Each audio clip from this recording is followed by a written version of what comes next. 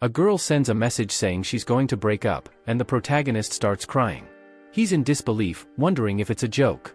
He assumes she isn't serious because he had plans for their future together and was even considering marriage. However, he gets blocked and agonizes in his chair. A friend is about to call him to hang out but finds him passed out instead. The friend tries to help, but the protagonist storms out, slamming the door behind him. His friends are frustrated with him because he can't maintain a relationship. Chen Yuan, known for being a simp, always follows girls around, spending money on them without success. He's furious that after 3 years, he got nowhere with Shutong. The scene shifts to them talking, with a group of people watching. The protagonist pleads for forgiveness and gives her a piglet plush toy, her favorite animal. Onlookers gossip that he worked 4 jobs just to support her. Shutong says everything is fine but admits that, after thinking it over, she wants to reunite with her ex. The protagonist, who knows her ex, calls him a jerk and reminds her that he cheated and left her pregnant. Suddenly, a car pulls up, and a guy calls her to get in. Shutong's ex doesn't like seeing them together and drives her away while she says it's for the best. At a convenience store, the protagonist is devastated. He thinks he'll never have a relationship because he's too much of a pushover. Then, a system appears, displaying his information. His name is Chen Yuan, he has 230 Chinese coins in personal wealth, 1 strength point, and a staggering 90 billion Chinese coins for being a simp. He's confused by what's happening. A girl approaches, asking if something is wrong because he's staring at her chest. The protagonist looks at her and starts analyzing her stats. The system reveals her name is Su Lu, she's 21 years old, 165 centimeters tall, weighs 49 kilograms, and has a beauty rating of nearly 8. Her favorability towards him is at -50. The system informs him that if a woman's favorability reaches 95 points, she can become his simp. The protagonist is confused, wondering if he has to spend the 90 billion coins on women. The system clarifies that the money has been credited to his card and can only be spent on women. Once he reaches 95 favorability points, he gets back 1/10 of the amount spent along with other rewards. Now convinced, the protagonist invites Su Lu to eat and offers to pay for everything. The system informs him he's ready to start spending, and when a girl reaches 95 points, he'll also gain 5 reward points to enhance his abilities. Su Lu, eyeing him, asks if he's trying to show off his wealth. She's unsure if he's flirting with her and whether he'll succeed. The protagonist recalls how she once made a guy spend over 30,000 with just 3 words.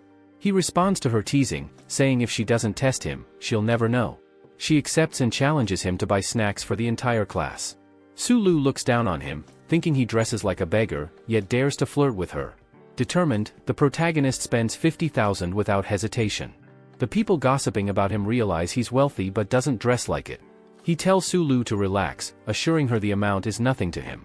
Not missing a beat, he asks her to add him on social media. Su Lu is puzzled, wondering if he's secretly a rich second-generation heir. She agrees to add him but insists they visit a special place first, a Gucci store.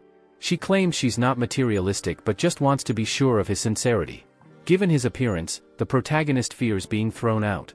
But Chen Yuan reassures Su Lu, telling her she can buy whatever she wants. Inside the store, the protagonist sees his ex with someone. She's talking with Shanghai about a bag she's trying on. Shutong notices the protagonist isn't alone. Su Lu asks if that's his ex, suggesting it might be a bad time for them to be there. He replies there's no such thing as bad timing, they arrived at the perfect moment. Su Lu asks the store clerk about a specific spring collection bag. The clerk informs her that only 1 unit remains, and Shutong is trying it on. Confused, Shutong says she'll show the difference between a loser and someone like Shanghai. She then hints that her birthday is coming up. Zheng Kai is confused since her birthday was recent, but she explains that her previous birthday was based on the lunar calendar, and people also celebrate their solar calendar birthdays. Zheng Kai, taken aback, replies, "Don't you know I dislike materialistic girls? You're not with me for money, right?" Shutong is speechless. After this exchange, Su Lu takes the bag from Shutong, saying she'll buy it since it seems Shutong doesn't have the funds. Using the protagonist's money, he gains 20 favorability points with Su Lu. Swiping the card earns him another 20 points, and as Su Lu admires the bag, he gains another 20. The protagonist is thrilled, realizing how money can change things, and the bag alone helped him gain 60 points. At this pace, he'll soon max out her favorability. However, he worries that if he reaches 95 favorability points without spending much, only on inexpensive items like this bag, he won't receive a significant refund. The store attendants seem perplexed, commenting that some guys look wealthy but don't like to spend on their girlfriends, while the poorly dressed protagonist is giving Su-lu the best treatment. Shutong is left humiliated, sitting on the floor, while Su-lu stands tall, saying that a bag is like a boyfriend, you should hold on to it tightly. She glances at the protagonist, thinking she can't afford to lose him, and offers him a few compliments. With tears in her eyes, Shutong bumps into him, accusing him of going too far. Too far? The protagonist laughs. Shutong, you still have a lot to go through. But with her aggressive move, the system activates a second relationship profile. It starts displaying Shutong's information: 21 years old, 163 centimeters tall, weighing 49 kilograms. Her attractiveness rating is slightly higher than Su-lu's, and her favorability starts at -10, with the goal still being to reach 95. Satisfied? Did I do well? Where are we heading next? Su-lu asks.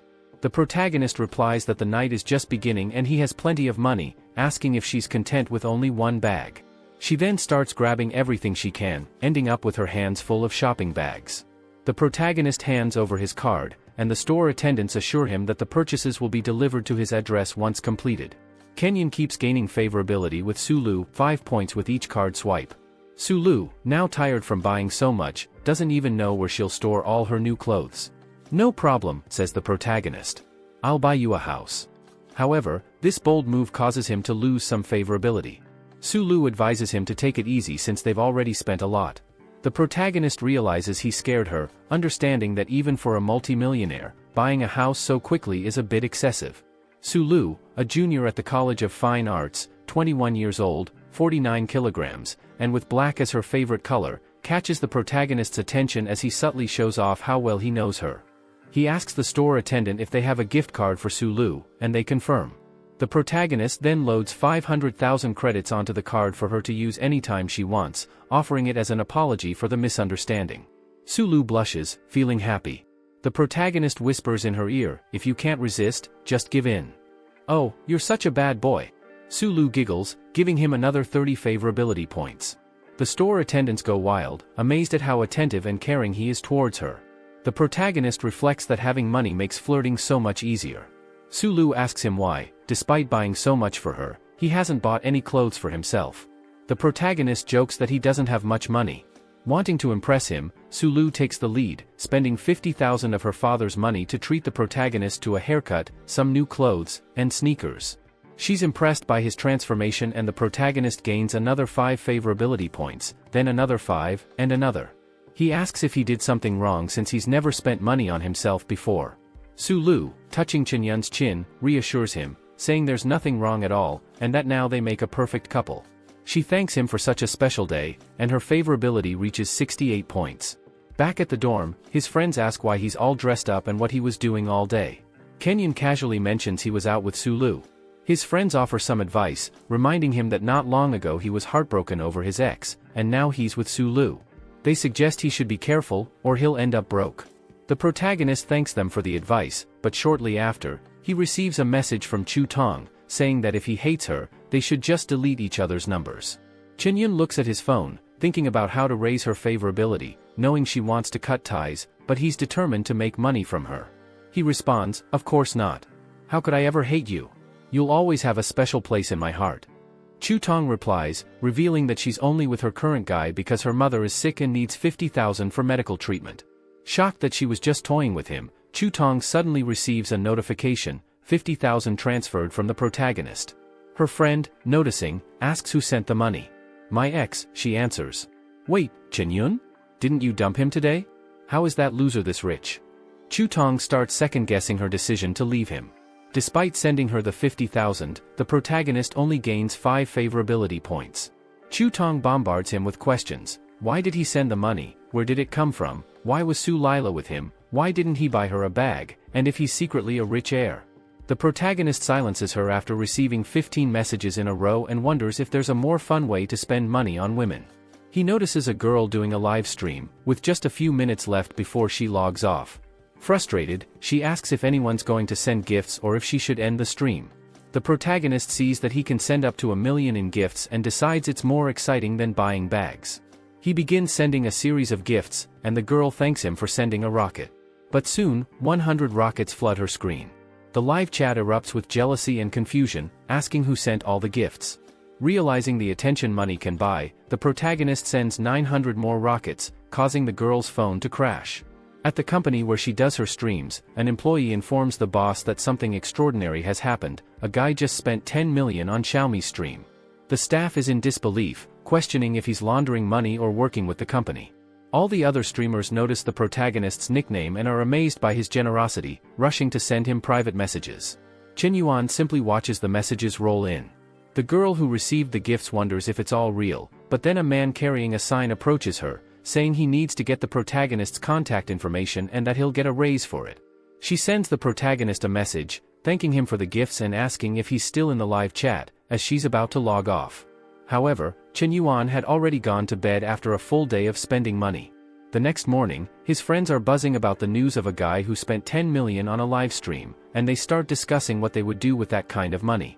The protagonist realizes he spent all that money without establishing any real connection, so he opens TikTok and sees many girls messaging him. One woman, who is 28 and divorced, invites him to meet her at her studio, frustrated by his lack of response. But the protagonist isn't excited, as these interactions don't increase his favorability. Meanwhile, his friends are getting ready to go out, and he asks where they're headed without him. They remind him they're going to see Zhao Yuqi, the campus goddess, and they're going early to catch a close glimpse of her. His friends joke that he usually rushes ahead to be there from the moment she arrives until she leaves. A system screen appears, showing Zhao Yuqi's information, the campus beauty, vice president of the student council, and the dream girl for every male student. She's level 10 in piano, an athlete, and skilled in ballet and fencing. Her exceptional talents make her unattainable, and no one has managed to get close to her in the past 3 years. The protagonist feels challenged, knowing that winning her over will require more effort and money. Nearby, Su Tang is chatting with her friends, saying that Chen Yuan only learned how to dress well after they broke up, and she's worried he might fight with Sheng Kai because of her. Her favorability keeps rising, another 10 points, another 10 points. The protagonist, irritated, dismisses it as nonsense, thinking the only reason her favorability is going up is because of his new look. But his real target is Zhao Yuqi. One of the guys nearby talks about wanting to see how his boss plans to win over the goddess Zhao Yuqi, saying she'll eventually fall for him. He confidently approaches her and asks for her contact information. Another guy interrupts, asking what he's doing. Unfazed, the first guy continues, insisting that Zhao Yuqi add him, saying he wants to be friends. The angry guy accuses him of causing trouble and demands to know what he plans to do with her. Startled, the first guy claims it's a misunderstanding and that he just wants to join the student union for advice, since she's the vice president. The angry guy calls him out, saying that's no excuse to flirt with her, labeling him a pervert. But the protagonist steps forward and asks Zhao Yuqi if she can add him on Snapchat. She looks confused, unsure why so much is happening. The protagonist stays confident, sure she will add him. The president of the student union remarks that the protagonist is brave for putting himself out there despite being ridiculed. The other guy admits the protagonist is even more handsome than the last person who tried to approach her and asks if he, too, wants to join the student union. The protagonist coolly replies that he's not interested in the union, leaving the guy puzzled as to why he wants Zhao Yuqi's contact information. Chen Yuan casually says he just wants to pursue her. Students from another class observe the scene, noting that another guy is trying to talk to her, but at least the protagonist is daring. Zhao Yuqi eventually gives him her contact details. Xu Bang's friend asks what's happening between them. The protagonist replies, "I like beautiful women. Why should I hide that? Sometimes the simplest approach works best. What woman doesn't like being pursued?" The system indicates that he has formed a bootlicker relationship with her, but with zero favorability. The protagonist is happy but confused, wondering why she gave him her contact despite the lack of favorability. Outside the class, his friends congratulate him for getting Zhao Yuqi's contact, joking that he's come a long way from being a bootlicker to looking confident. One of his friends teases him, saying if he gets close to the student president, he'll need to introduce them to her friends. The protagonist doubts he'll manage to speak to her, thinking they're exaggerating since she's the most beautiful girl on campus. A guy behind him calls him a loser but admits he has good taste, revealing himself as the one who tried to hit on Zhao Yuqi earlier and got rejected. The guy begins mocking the protagonist, saying he's proud for nothing since all he got was her number, and asks if Chen Yuan even knows who he is. But the protagonist just laughs at him. Then, Su Liao appears, asking why Chen Yuan took so long and mentioning she's been waiting for him. Everyone is shocked that Su Liao, known for rejecting all kinds of guys, was waiting for him. The protagonist invites her to dinner as an apology for making her wait. Chu Liao asks if she looks pretty in the clothes he bought for her. Meanwhile, an angry Chu Tong listens nearby. The protagonist comments that no girl looks pretty just because of clothes. As the couple walks away, everyone watches them.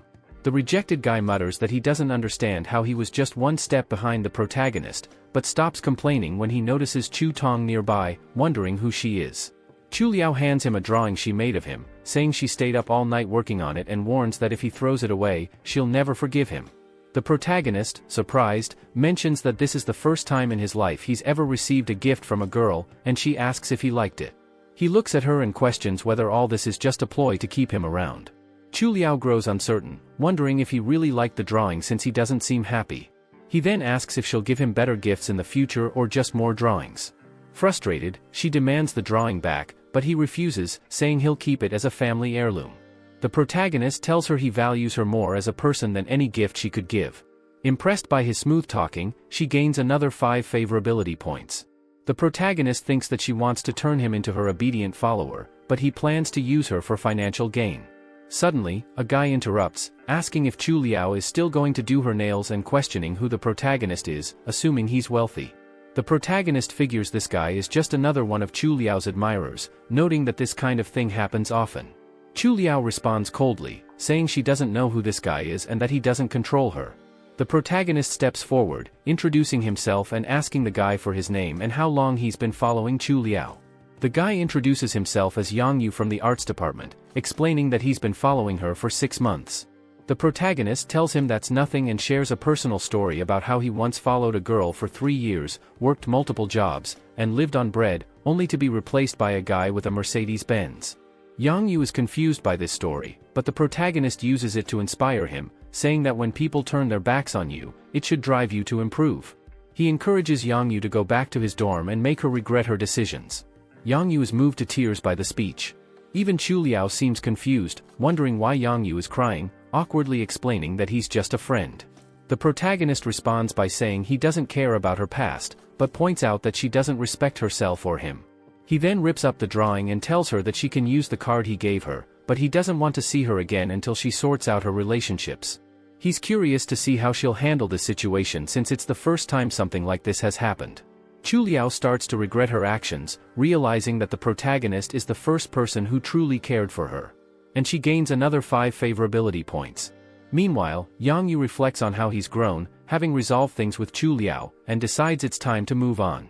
He heads over to Zhao Yuqi, who's live streaming. She seems innocent, not having done anything to be hated for, and introduces herself as Kiki. She's practicing the piano, streaming for just 2 days, and asking people to support her. The protagonist finds her cute and wonders if she's one of those girls who seems cold but is actually warm-hearted. Arrogantly, he notices that her view count is low and thinks it's disappointing. At that moment, Xiaomi messages him, asking where he is. He doesn't remember her at first, but she reminds him that he sent her many gifts during her live stream. He jokes that he didn't forget and asks if she's free to meet up. She says she's busy, and he dismisses her message. Xiaomi asks him not to be upset and promises a special live stream. Annoyed, the protagonist grumbles that she's still trying to get him to send more gifts, despite already spending over 10 million. Frustrated, he decides to give his money to Zhao Yuqi instead. A duel begins on the live stream, where 2 streamers compete to see who can receive more donations. The protagonist is excited to see Zhao Yuqi in the duel and asks who her opponent is. Xiaomi, confident in her chances, laughs, sure that she'll win against the newcomer. The protagonist isn't sure who will win, and the duel begins. Xiaomi quickly racks up 10,000 points, while Zhao Yuqi only has 206. But Zhao Yuqi gives her all, using her talent, charisma, and creativity to create a masterpiece. Xiaomi taunts Zhao Yuqi, telling her to give up since she has a wealthy supporter, Chen Yuan. The chat goes wild over the duel. Xiaomi is confident that her sponsor will be impressed and donate more to her. Just then, a rocket animation appears on the screen, and Xiaomi believes Chen Yuan has arrived to support her. She prepares to thank him, but to her shock, all the rockets were sent to Zhao Yuqi's stream. Zhao Yuqi's points skyrocket to 152,000, and a notification pops up saying, Lonely Smokey donated 1,000 rockets to Kiki. Zhao Yuqi is stunned, and Xiaomi is furious that the rockets weren't for her. A guy with a sign shows up, demanding to know why Xiaomi didn't receive the donations. Trembling, Xiaomi apologizes to the audience, saying she needs to deal with something, and abruptly ends her stream. The protagonist comments that she can't handle it when he gives gifts to someone else and that he wanted to see her reaction. He hopes Xiao Yuqi won't disappoint, considering how much he spent on her. At the company, everyone goes wild, assuming the mysterious donor is back at it again. They speculate that the protagonist must be the son of some wealthy prince to pull off such a stunt. My god, Smokey donated another 10 million to a girl who plays the piano. Does he love music? One streamer exclaims, jokingly telling someone to grab a triangle. Kiki's friend suggests that Xiao Yuqi might become an internet celebrity, and the idea impresses her. Yuki responds that trying to please men online doesn't seem like a long-term plan. She stresses that the most important thing for a woman is to build a financially stable and personally independent career. Kiki's friend asks if she knows the guy, but Kiki admits she has no idea who it is. Kiki says she wants to send a thank you message for the gifts. Her friend is upset, reminding her that she said she didn't want to get involved with anyone. Then, she exclaims that maybe Kiki does know the guy, suggesting he must be the son of someone very wealthy. She speculates that he's extremely talented and was raised in a rich family but chooses to live an ordinary life, perhaps falling for a regular girl and deciding to pursue her as an ordinary man. She explains her theory, saying it must be that. Her friend dismisses the idea, telling Kiki she's been watching too many dramas. Kiki imagines how difficult his life must be, pretending to be a regular guy. Her friend tells her it's late and she should go to bed, but Kiki is eager to thank Chen. The protagonist looks at his phone and sees a message from a girl asking if he's free to have dinner. He replies, saying he wants to eat his favorite dish, crayfish. She agrees and tells him to meet her at the school gate in the afternoon. She didn't ask where I got the money for the gifts, just invited me to dinner, the protagonist thinks, staring at his phone. The next morning, the protagonist arrives at school on his scooter. A guy standing next to a Mercedes asks if he's waiting for someone. The protagonist replies, asking if the guy is waiting for someone too. The guy says he's waiting for his girlfriend. Then the pianist arrives, and the guy warns the protagonist not to stare too much, saying that to win over a girl like her, you need to work hard and have lots of money, otherwise, he'll take all the beautiful girls. Kiki spots the protagonist and imagines him as a hero on a motorcycle. She runs toward him. The guy assumes she's headed for his car, but she hops on the protagonist's scooter instead, leaving him stunned. He wonders, what's the point of having so much money? They ride off on the scooter, and Kiki imagines herself as his fiancée. They arrive at the restaurant and order some spicy crayfish. When the dish arrives, they think it looks amazing. The protagonist romantically sets the table for her, and she's impressed that even though he could go to expensive restaurants, he hasn't forgotten how to be a gentleman. His actions remind her of someone from a noble family, disciplined and refined. The protagonist begins eating the crayfish, and Kiki comments that it must be the smallest one he's ever eaten. Kiki is amazed that Chen Yuan is dining with her, thinking he must want a peaceful, uncomplicated life. She notes how gentle he is, comparing him to a flower. The protagonist wonders why he suddenly gained another 10 favorability points. Then, Kiki offers to peel a crayfish for him. Just as he's about to eat, someone arrives. It's Shutong again, wondering if she just saw Kiki feeding Chen Yuan. She turns to her boyfriend and suggests finding a less crowded spot, but her boyfriend asks if it's really the crowd or just the familiar faces that bother her. He says he doesn't mind eating in a crowded place. Shutong's boyfriend approaches the protagonist's table and throws $500 at him, telling him to leave so they can have the table. The protagonist wonders, does this guy really think this is cool? The guy throws more money, asking if the protagonist wants more to leave. Kiki, clutching her bag in anger, is visibly upset.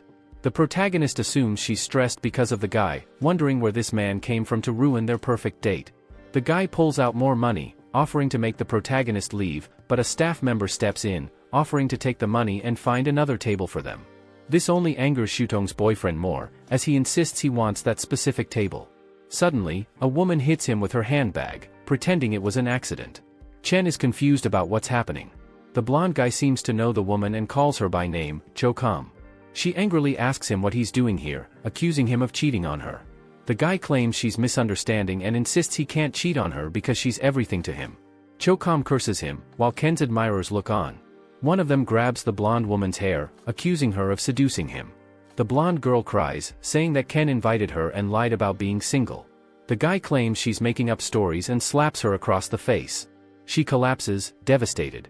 As he moves to strike her again, his hand is stopped by the protagonist, who asks, "You really enjoy making a fool of yourself, don't you?" The protagonist gains another 20 favorability points. Shutong remarks that the protagonist truly loves her. Favorability points keep adding up, 20 more, then another 20. The second target of the bootlicker system reaches over 95 points.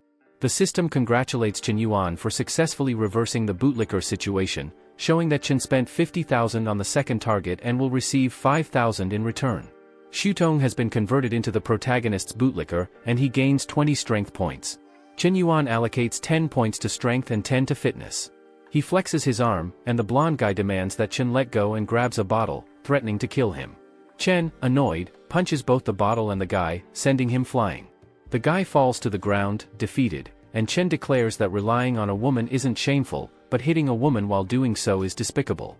The blonde guy bites his lips, gripping a balloon popper tightly. The girl with Chen Yuan feels uneasy, urging him to finish things quickly. Shutong's boyfriend rushes at the protagonist, but thanks to his newly acquired points, Chen easily dodges, causing the blonde guy to hit his elbow and crash to the ground. Everyone in the food court grows tense. The blonde lies on the ground, foaming at the mouth. Chen walks away, hands in his pockets, with the young girl by his side. Shutong, now a bootlicker, clings to Chen's leg, pleading for forgiveness and a second chance. Cold and detached, Chen reminds her of the guy who carried her for 10 kilometers at 3 a.m. to take her to the hospital, who saved money for half a year to buy her a phone only for her to reject it because it wasn't the latest model, and who, despite knowing her superficial vanity, still believed she was a good person. He tells her that all those versions of him are gone. Outside, speaking with the president, Chen apologizes for the scene that unfolded. She says calling her president is too formal and suggests he call her Kiki. She assures him it didn't bother her and that she saw a new side of someone. Kiki finds Chen Yuan increasingly intriguing, imagining that he will continue to surprise her in many ways. Back at home, Shutong arrives drenched from the rain, crying. Her friend asks why she didn't use an umbrella, but Shutong is too distraught to answer casually. Her friend then asks if the drama was caused by the protagonist, mentioning that she heard Chen Yuan gave Zhao 10 million during her livestream. Shutong, shocked, asks, "What? More than 10 million? How did you hear that? Is it true?" Her friend confirms that Zhao's classmates have spread the word to everyone. Stunned, Shutong yells Chen Yuan's name for all to hear. Meanwhile, in his room, the protagonist's friends are playing Mobile Legends, asking how he managed to win 18 matches in a row. Chen hadn't anticipated that adding 20 attribute points would make him so skilled at online games. One friend with a stylish haircut suggests he could become a streamer, earning millions, and gaining a following. Chen is amazed at how much power these attribute points have given him. Glancing at himself, he wonders who else will benefit from his newfound abilities. Suddenly, his friends call for him to come out, and his phone rings. Chen Yuan wonders what kind of manipulation tactics will be used this time. He coldly answers, "Hello, Miss Gashuliao. Is there something you need to inform me about?" On the other end, Gashuliao is crying, saying she doesn't know what to do. The scene shows her in an abandoned room filled with Chen Yuan's previous purchases. She asks to borrow 500,000 from him. Gashu explains that her family was once well off, but now they are drowning in debt, unable to even cover the interest, and they just need to clear the debts. The protagonist only asks her two things, what she wants and for her to send the account details. Shocked, Gashu didn't expect him to actually send the money, but she quickly sends the account information. Chen transfers 5 million. She panics, saying he mistakenly sent 5 million. He responds casually that he must have added an extra zero and tells her to keep it. She screams in gratitude, and her favorability points skyrocket. Gashuliao thanks Chen and promises to pay him back when she can. Her favorability continues to rise, now reaching 94. Chen notices this and grumbles about how slow it is to fully win her over. He briefly considers confessing, but quickly dismisses the idea, knowing that revealing true feelings is a losing strategy. The next day, Chen is hanging out with his friends when someone calls his name from behind. He turns around to find Shutong, holding some pastries and asking if he wants to eat them in the classroom. His friend is astonished, wondering why Shutong brought breakfast for Chen Yuan. But then, another voice calls out, and Chen sees Gashuliao, who also brought breakfast, saying he must be tired of eating cafeteria food. A bootlicker showdown ensues. Before it can escalate further, another person calls Chen's name. His friends are exasperated. Another girl? Chen turns to see the president, who brought him ramen. The three girls exchange glares. The president, the second most beautiful girl on campus with a commanding presence, steps forward. Chen receives the ramen and asks how she knew he liked it with meat. She says it was an easy guess since they had a date. Chen Yuan isn't even trying to seduce anyone anymore, he's simply curious to see who can impress him more. The protagonist declares that the president wins easily since she understands his tastes. With a subtle jab at the other bootlickers, Kiki remarks that she wouldn't bring breakfast without knowing what he likes, adding that if someone doesn't pay attention to such details, he's not interested. Her words feel like a knockout punch to the other two girls. To top it off, Kiki gives Chen a gift as a token of her gratitude. Chen opens it, impressed. It's the newest iPhone. All his friends are stunned, staring in disbelief at the latest generation phone in his hands. One of the protagonist's friends remarks that watching the girls shower Chen Yuan with gifts feels worse than losing his own father. The girls discuss how generous one was for giving a gift worth 10,000. The protagonist tells Kiki that her gesture meant a lot to him too. She responds by saying that he has spent far more on her, and that it's the thought that counts since she doesn't have much money. In the following scene, Shutong is heartbroken, reflecting on how difficult it is to win back Chen Yuan. A few days later, the competition grows fiercer. Sulu calls Shutong to speak in private, but Shutong, still angry, blames her for everything that's happening. Sulu suggests that they form an alliance to take down Yuki. In the next chapter, the protagonist, holding his iPhone, praises Yuki for her gift. She glances back, thinking he said something, but Chen Yuan casually brushes it off. The protagonist has 40 favorability points with her. He muses that if it weren't for these pitiful 40 points, she would have already fallen for him. He is impressed by her behavior, feeling like she is changing him into a different person. Although he's far from reaching the full favorability points, she acts as if he's already won her over. Then his phone rings, and it's Xiaomi, the small-time TikTok streamer, sending him a message. She jokes about their previous failed meeting and suggests they meet, though she's hesitant about meeting people from her live stream. The protagonist is confused, wondering if this is just an excuse. He tells her to at least send some photos, reminding her that he isn't easy to win over. Suddenly, he receives another message from someone called Dragon King, inviting him to join a legendary group of wealthy otakus who make large donations. Chen Yuan joins, adopting the nickname Solitary Cigarette. Someone in the group expresses surprise that Dragon King invited the protagonist, calling him the largest donor they've ever seen. Chen Yuan introduces himself to the group, asking them to look out for him. One member comments that he looks like someone rich and must have some special talent. Another person offers him a business opportunity and asks if he'd like to get involved. Chen Yuan thinks, these rich kids want to test me? Fine, I'll play along. He replies, yes, I can help you. Let's discuss this privately. Another person chimes in, offering to sell him a villa. The protagonist asks where the villa is located, and the person sends the address. Chen Yuan realizes it's in the Ankou district, where properties go for millions. He plans to check out the villa in the coming days. Inside the mansion, a bald man asks if Chen Yuan is seriously considering buying the place, doubting that he's actually wealthy. Chen receives the address and wonders how much favorability he could gain if he gifted this villa to someone. The next day, he arrives at the villa with the president by his side. She asks why he brought her here so suddenly. Are you Brother Lu's cigarette? Asks the guard with an illustrated head. The protagonist recognizes the face and greets him with a hug. The guard is skeptical of Chen's wealth, but seeing him with the president lends him some credibility. He starts to wonder if Chen is part of a secret rich family, thinking this negotiation might be tough. The man introduces himself as Hong Yuanxiao, explaining that he has a few small businesses but is selling the villa due to financial issues. The bald man leads them inside, boasting that the villa spans over 500 square meters with land covering more than 2,000 square meters. The decor was done by top designers, and all the furniture is custom-made in Italy. He tells them to enjoy the view of the river and city, adding that if he weren't broke, he'd want to be buried there. Keki realizes that Chen Yuan is seriously considering buying the place, despite its high price. Chen takes a quick look around and remarks that he expected the house to be more impressive. He then asks how much it costs to live there. The bald man, clearly needing the sale, mentions that many people are interested and admits that negotiating will be tough. He says he wanted to sell the villa for about 50 million but asks if 60 million sounds fair. Chen Yuan lets out a hum, making the man wonder if the price is too high for him. The bald man starts thinking it's difficult to deceive someone from a noble family. The protagonist, however, responds by saying he didn't expect it to be so cheap. Everyone in the room is stunned by his reaction. The bald man regrets not asking for 70 or 80 million instead. The protagonist turns to Keki and asks if they should buy the house. Surprised, Keki says she doesn't mind if he buys it or not. Chen steps closer, whispering that he's buying the house for her. The bald man is shocked. He never expected Chen to purchase the villa for the president. Keki stands frozen in disbelief, saying that 60 million is far too much. She begins imagining wild scenarios, like Chen Yuan locking her in the basement and tying her up. She apologizes, saying she can't accept such a lavish gift. The protagonist takes her hand, asking her to hear him out. He explains that he has a limit on how many properties he can own, and he already has several houses. He thought it would be nice to transfer this one to her name, so she could have her own home. Keki imagines even crazier situations with him.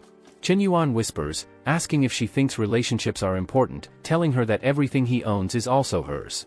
Gaining another 10 favorability points, then another, and another, he reaches 90 points, just 5 more to go. The protagonist congratulates himself on his performance, thinking he deserves an Oscar for his acting skills. The blonde girl nudges the bald man, asking when something like that will happen to them. The Mosquito Airport guy responds that he doesn't have money for such extravagant gifts. Meanwhile, Chen Yuan swipes his card. He tells the man that he will transfer the money, and once the paperwork is finalized, they'll settle the rest.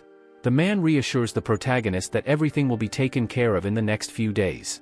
Chen Yuan's plan is progressing smoothly, with the president's favorability score now at 90.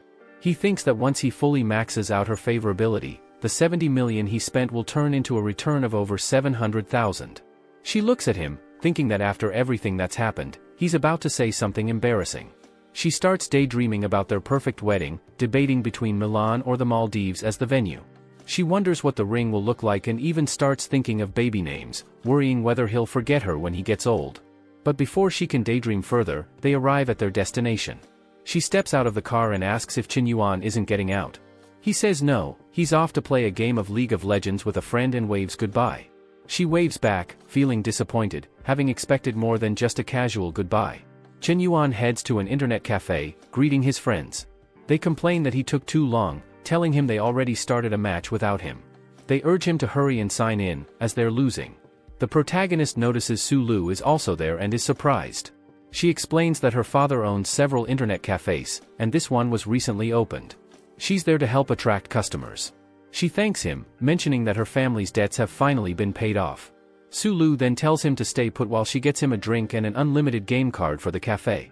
Chen Yuan tries to decline, but suddenly, an explosion happens behind him. 2 men appear, one looks like a character from a movie. He asks Su Lu if she's Lao Su's daughter and when her father plans to settle his debt. Su Lu, looking flustered, says that her father has already paid off the 5 million debt and asks what they want. The man responds that the 5 million was just the start, and there's still 15 million in interest. She calls it a scam and threatens to call the police. The thug grabs her wrist, telling her to be quiet and that if she doesn't pay the 15 million, they'll take her instead. He adds that after working for 1 or 2 years at his nightclub, she'll have paid off the debt. The protagonist intervenes, pulling her arm away, telling the thug to stop if he values his life. Su Lu starts to panic. The thug laughs and says the protagonist doesn't know what he's gotten himself into, then orders his men to kill him. Chaos ensues. Some thugs wield cake cutters, while others fight with their bare hands. The protagonist delivers a powerful kick to the thug's chin, impressing his friends, who comment that it looks like a cyclone kick.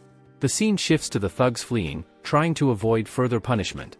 A representative from Cassia warns that if they see the thugs again, there won't be any talking. With his favorability now at 95, Su Lu throws herself into the protagonist's arms. The system congratulates him on reaching 95 favorability points with another character and informs him that he spent 5.3 million, earning him a return of 530,000. A notification pops up, stating that Su Lu has now been converted into his loyal follower. Chen Yuan embraces her, but Shutong is watching from a distance. However, the protagonist is only focused on where to allocate the attribute points he just earned. The chest-only trainer arrives, visibly upset, accusing Su Lu of being a traitor for wanting to form an alliance and now hugging the protagonist. The protagonist watches the scene but quickly grows tired and asks the system to assign all his points to strength and agility. Everyone wonders where he's gone, as he seems to have vanished. In reality, Chen Yuan is casually strolling around the college campus, reflecting on how he has already earned points from both Shutong and Hishu Lu, but only President Zhao truly matters. Still, he notes that since there's only one president, he might need more girls. Someone approaches him, tapping his back, asking if he can move aside as the track team needs that space and it would be best if he didn't stay there. Chen Yuan acknowledges her boldness but finds her sincerity refreshing. He asks for her contact information, but someone else steps in, informing him that she's already in a relationship and advising him to leave if he doesn't want any trouble. Chen Yuan stares at the guy, trying to place where he's seen him before. Suddenly, he has a flashback, recalling that this thug had once beaten him up. He tells the thug to take a good look at himself before criticizing others and asks why he was chasing after Su Lu. Remembering everything, Chen Yuan thinks to himself, it's easy to find old enemies. The protagonist activates the system on the thug's girlfriend. The system reveals her details. Her name is He Jiaying, she's 19 years old, 1.69 meters tall, weighs 50 kilograms, and has an appearance rating of 8.2. Her current favorability score is -5. Given the difficulty level, the system grants extra attribute points. Chen Yuan celebrates, noting that he can now get 22 points. The jealous guy lines up for a race, with people around wondering who this newcomer is. As the race begins, the guy runs, thinking it's too easy and comparing the competition to ants. What he doesn't realize is that the protagonist is speeding past him like a flash, leaving only dust in his wake. Chen Yuan tells Lien to watch closely, saying that the protagonist will win easily in the sport the other guy has trained for his whole life. Furious, the guy asks if Chen Yuan is mocking him, but he's clueless as the protagonist laps him completely, leaving him stunned and confused at how it's even possible. The protagonist ridicules the guy, pointing out that he trained for 10 years, only to be defeated by someone who gained favorability points in just a week. The crowd erupts, amazed that in just 15 seconds, he's already on his 5th lap. Chen Yuan crosses the finish line with a smile. The most devoted girl in all of China is astonished that Lien lost. The announcer exclaims that something unbelievable is happening before their eyes, a new champion who will break all the current records. A muscular coach approaches the protagonist, commenting on Chen Yuan's exceptional abilities, and asks if he would like to join the track team, promising that with a bit more training, he could qualify for the national championship. The humiliated guy asks if the spot wasn't already his. The protagonist mocks Lien, questioning if it was really his spot, saying it isn't anymore. The last romantic girl in China imagines the protagonist as a professional runner, earning him 5 more favorability points. The loser walks over and asks if she was thinking about something else. She responds that no, she was just worried about him. Another 5 favorability points, and then another 5. Back in her room, Kiki wonders where she has been, then asks if she knew that the protagonist bought her a house. She is shocked and asks if he really bought a house for her. Her friend explains that she had been busy visiting the house with him, and it cost 60 million in Anku. Her friend is amazed at how lucky Kiki is, but calls her a bit naive. She picks up her phone and sees something stirring on the forums, calling Kiki to check it out. A rumor is spreading that Chen Yuan from Ruei University is a player, juggling multiple relationships at the same time. They exchange concerned glances. Chen Yuan wonders if he really is trash, claiming he was only spending money, and that the rumors are just slander. Meanwhile, 3 guys, snacking on cheese puffs, celebrate that they're about to ruin the protagonist's reputation. Another guy appears behind them, asking what they're doing. Startled, they explain that the protagonist has become too full of himself, and they want to teach him a lesson. The race loser also sees the news about Chen Yuan and wonders if he's the same guy from the race. Now that he knows the protagonist's name, he recalls beating him up in the past. He mentions that they went to the same high school, and that the protagonist was always a troublemaker, constantly pestering the girls. The 3 boys interrogate him, eager for more information to post and ruin the protagonist's reputation. Liang, the loser, declares that after winning that race, the protagonist thinks he's untouchable, but he's going to change everyone's opinion of him. He adds that even the coach won't want to help him anymore, calling Chen Yuan the university's trash. The news spreads, portraying him as the biggest disgrace at school, accusing him of using women and being involved in multiple relationships without their consent, even dragging down their grades. Shock spreads, as people who had admired him are stunned. The girls are in disbelief. In the president's office, a man grabs a student's phone and declares that the protagonist can't stay at the university. He promises to personally investigate Chen Yuan and have him expelled. In the next chapter, someone remarks that Chen Yuan is a unique individual, imagining that he can't bear to see a girl in distress without wanting to spend all his money to help her. Someone else intervenes, insulting Chen Yuan, calling him trash, and expressing their hatred for men who hurt women. By night, the protagonist transforms into a Black Knight, using his powerful fists to eliminate evil. A mysterious figure, devoted to protecting a city filled with desire and sin, is revealed to be none other than President Kiki. She claims that to her, the protagonist is a hero. The others question whether calling him a hero is an exaggeration and ask where she got that idea. Kiki says it's just her intuition. The guys wonder if they can trust her word, but someone reminds them she's the vice president of the student council, a bit eccentric, but trustworthy. The president, however, is skeptical, saying he wants more evidence, and orders them to question others. They go on to interview Su Tang. "Hello, we have a few questions about your classmate, Chen Yuan," says the interviewer. Su Tang responds that Chen Yuan is a great person, but she wasn't enough for him. She admits she was foolish and greedy, acknowledging that she wronged the protagonist, and now wants him to take her back, bursting into tears. A policeman hands her a tissue to dry her eyes. He asks if, despite everything, Chen Yuan still treats her kindly. The president, observing her distress, coldly remarks that she deserves what's happening to her, that she isn't worthy of his love, and that Chen Yuan did nothing wrong. Furious and jealous, the president storms out of the room, lighting a cigarette to calm his nerves. He starts to question if he was wrong, realizing that people are just trying to ruin the protagonist's reputation. Looking down from his office window, he sees two people approaching, carrying a banner. It's Xu Liao and her father. The president introduces himself and asks why they are there. Xu Liao explains that she is from the arts department and wanted to make a banner for Chen Yuan. Her father adds that the protagonist protected his daughter recently and helped their family greatly. The president is both impressed and increasingly jealous of Chen Yuan. With that, he says goodbye, realizing he may have blamed the wrong person. He decides to check the posts again, noticing a comment from a girl saying that if Chen Yuan is trash, then she's ready to throw herself into the dumpster. The girls are all sharing their admiration as the protagonist runs. Several girls gush about how their hearts race whenever they see him. The president is taken aback, realizing that only the women are defending him, and starts to think that all of this is happening simply because Chen Yuan stands out too much. The president declares that he understands Chen Yuan and will ensure justice is served, stating that he won't tolerate any accusations or complaints against him. He gathers all the students to address the rumors circulating about Chen Yuan on the school forum. He announces that a thorough investigation was conducted, and confirms that the protagonist is innocent, with all the rumors being nothing but slander. The president is there to clear Chen Yuan's name. He informs everyone that Chen Yuan has always been willing to help others, protecting many people without seeking recognition, which is why he kept his good deeds a secret. The president praises Chen Yuan, almost tearing up as he presents him with an award for positively contributing to society, urging all students to learn from his example.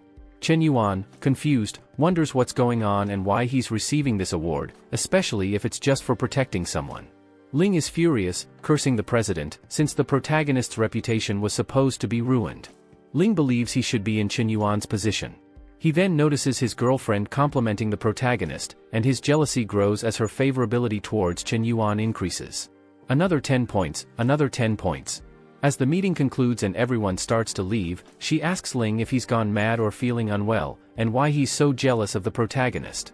She tells him that her admiration for Chen Yuan is genuine, as he has helped so many people without seeking fame or wealth. She reminds him of how Chen Yuan won the race against Liang but chose not to join the track team, which she believes is a sign of a truly remarkable person. Ling grabs her wrist forcefully, and she demands that he let go, telling him he's hurting her. Nearby, Liang starts boasting about his Tesla and how he has much more than the protagonist.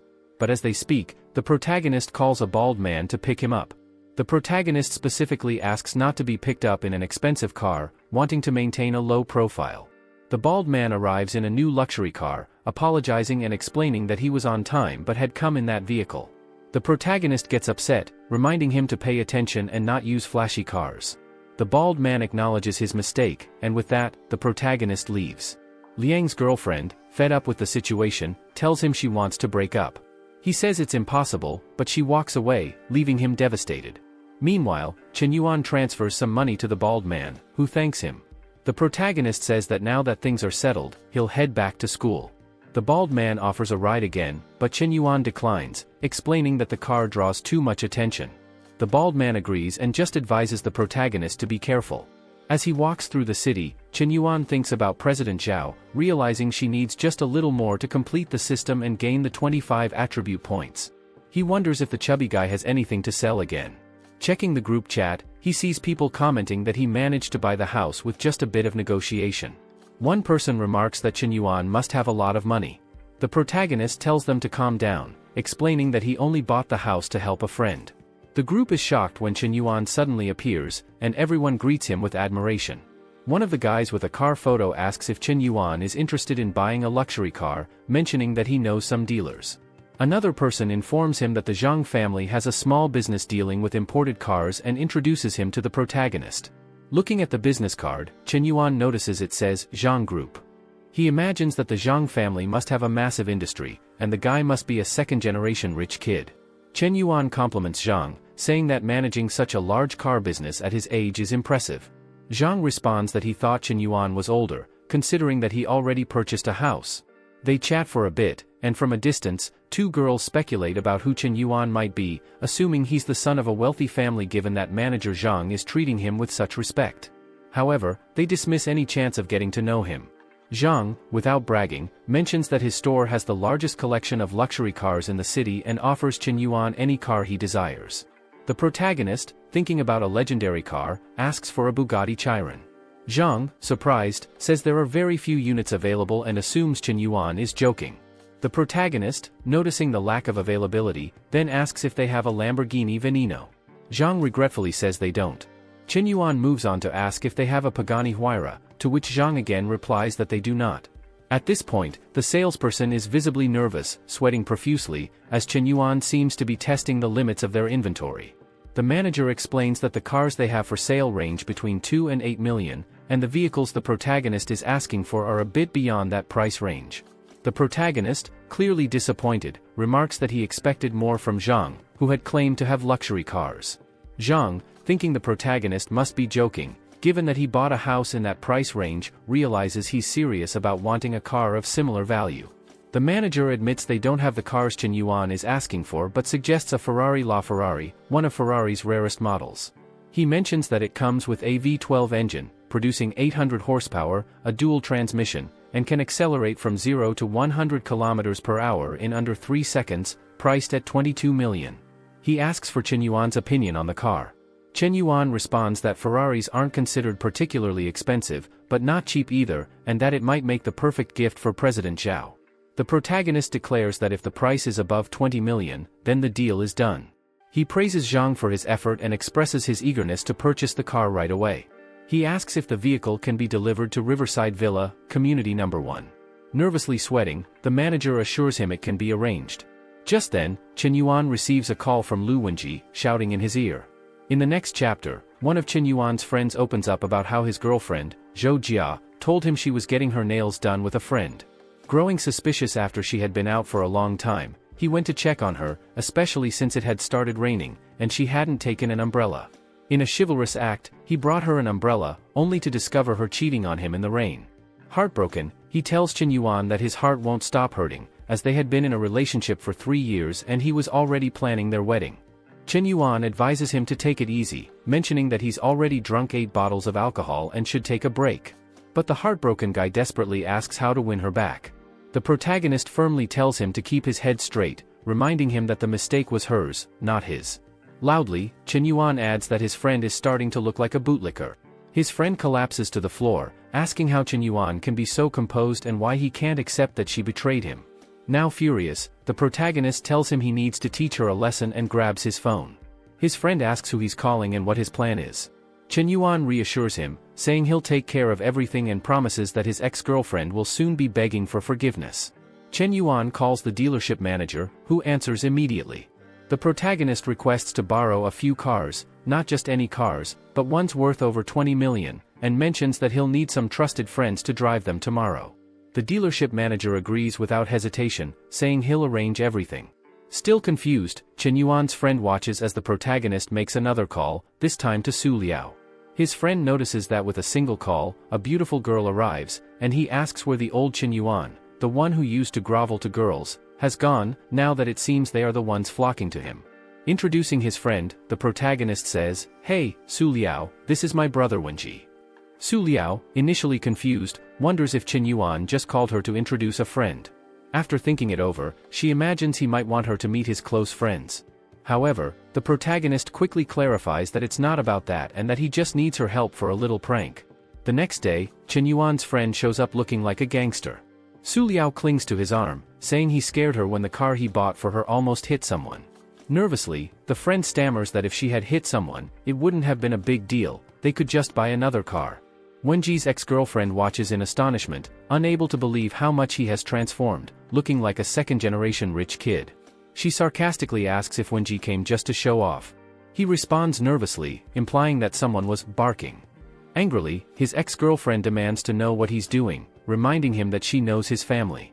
She admits she made a mistake but accuses him of being shameless for acting like that. In the car, another friend comments that the woman seems to have understood what's happening. The protagonist says, the brothers are about to step onto the stage, and the show is about to begin. Soon after, several guys pull up in Ferraris. A white-haired guy steps out and approaches Wenji, asking if everything's alright and if Wenji recognizes him. Addressing Wenji's ex-girlfriend's new boyfriend, the white-haired man says, "Your name is Makai, right? Your family owns a mine?" This guy is always lying, pretending to have wealth to impress girls. And you thought he was a second-generation rich kid? Time to wake up, man. Makai, caught off guard, begs the white-haired guy to let him go. The white-haired guy criticizes these types of tactics, saying they never change, as these men only manage to deceive naive girls. He adds that Wenji's ex-girlfriend is already lost. Enraged by being deceived, the girl runs after Makai. Wenji watches, telling everyone to leave. His ex clings to his leg, begging him not to leave her behind.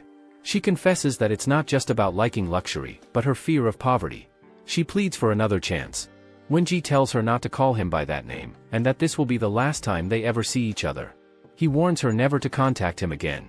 As Makai tries to escape, he bumps into Chen Yuan. The protagonist, blocking his way, asks if he's planning to flee but says he can only leave after taking 100 slaps. At the bar, everyone who drove the Ferraris is celebrating finally meeting the renowned Mr. Yuan. The protagonist expresses his gratitude, thanking everyone for their support.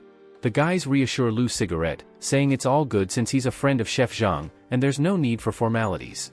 The white-haired guy asks if he's not the person from the streaming platform news and mentions he has a request.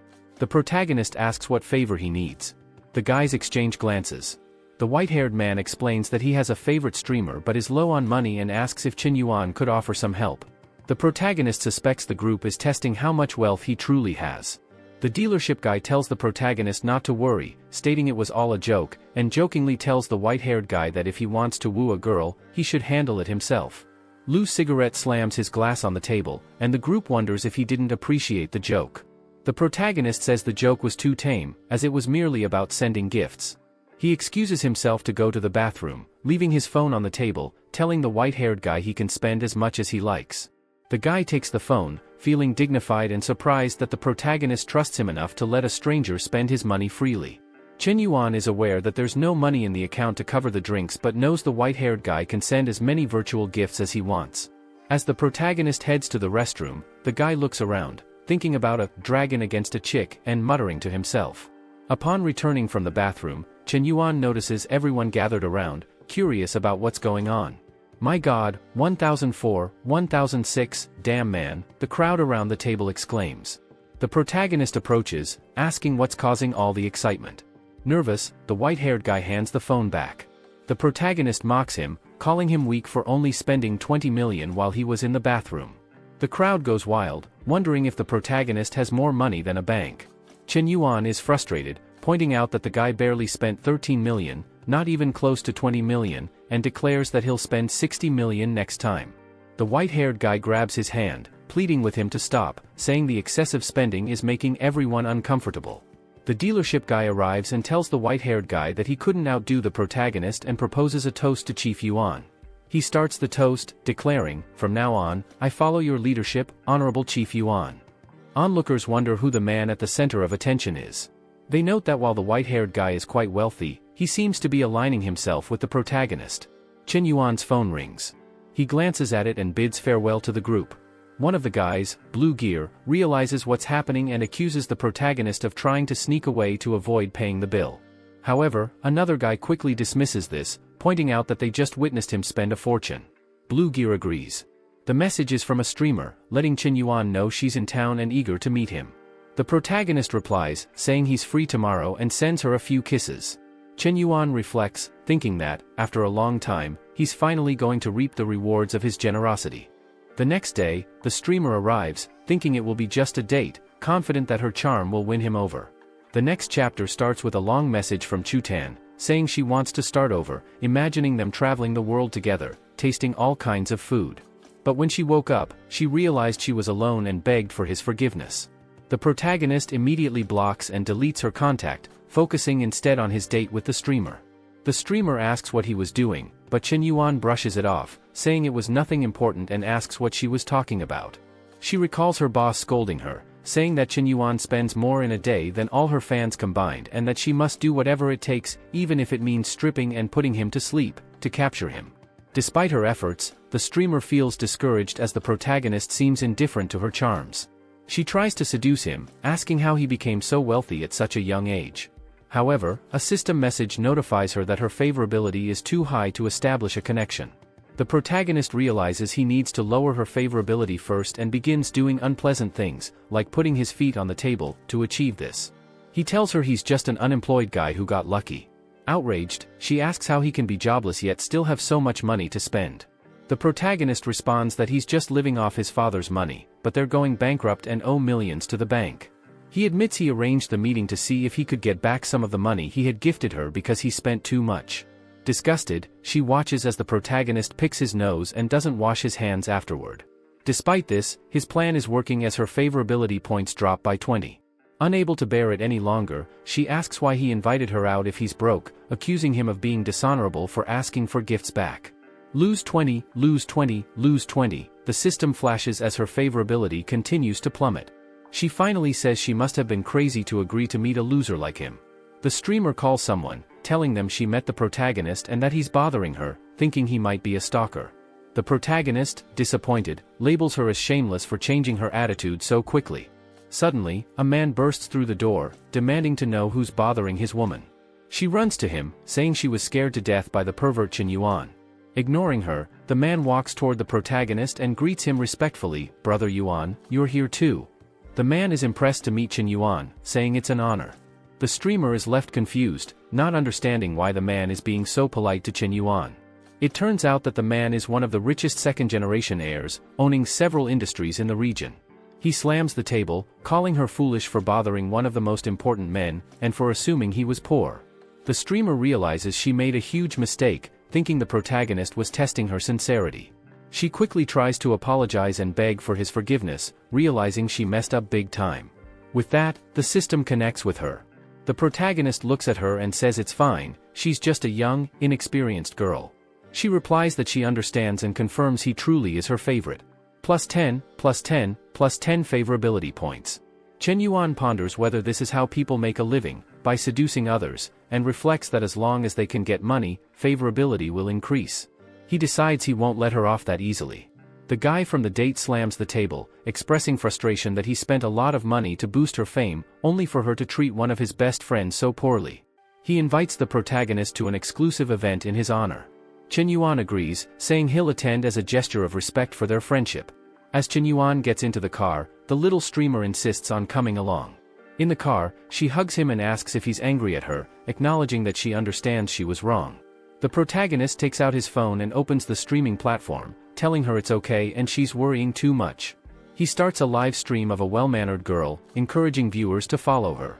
The little streamer watches in awe as he makes large donations. The streamer on the live feed is overwhelmed by the gifts, unable to comprehend the amount of money she just received, even fainting from the shock. The little streamer is astonished at how easily the protagonist spends his money. She remarks that all that money should be for her and insists that he must be joking.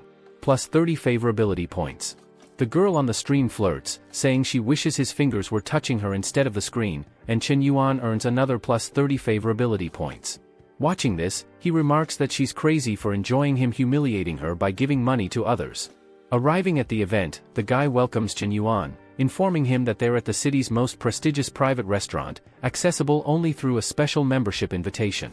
He mentions that the restaurant boasts 3 key features. The protagonist guesses that one is impressive food and the second is a unique atmosphere, but he can't figure out the third.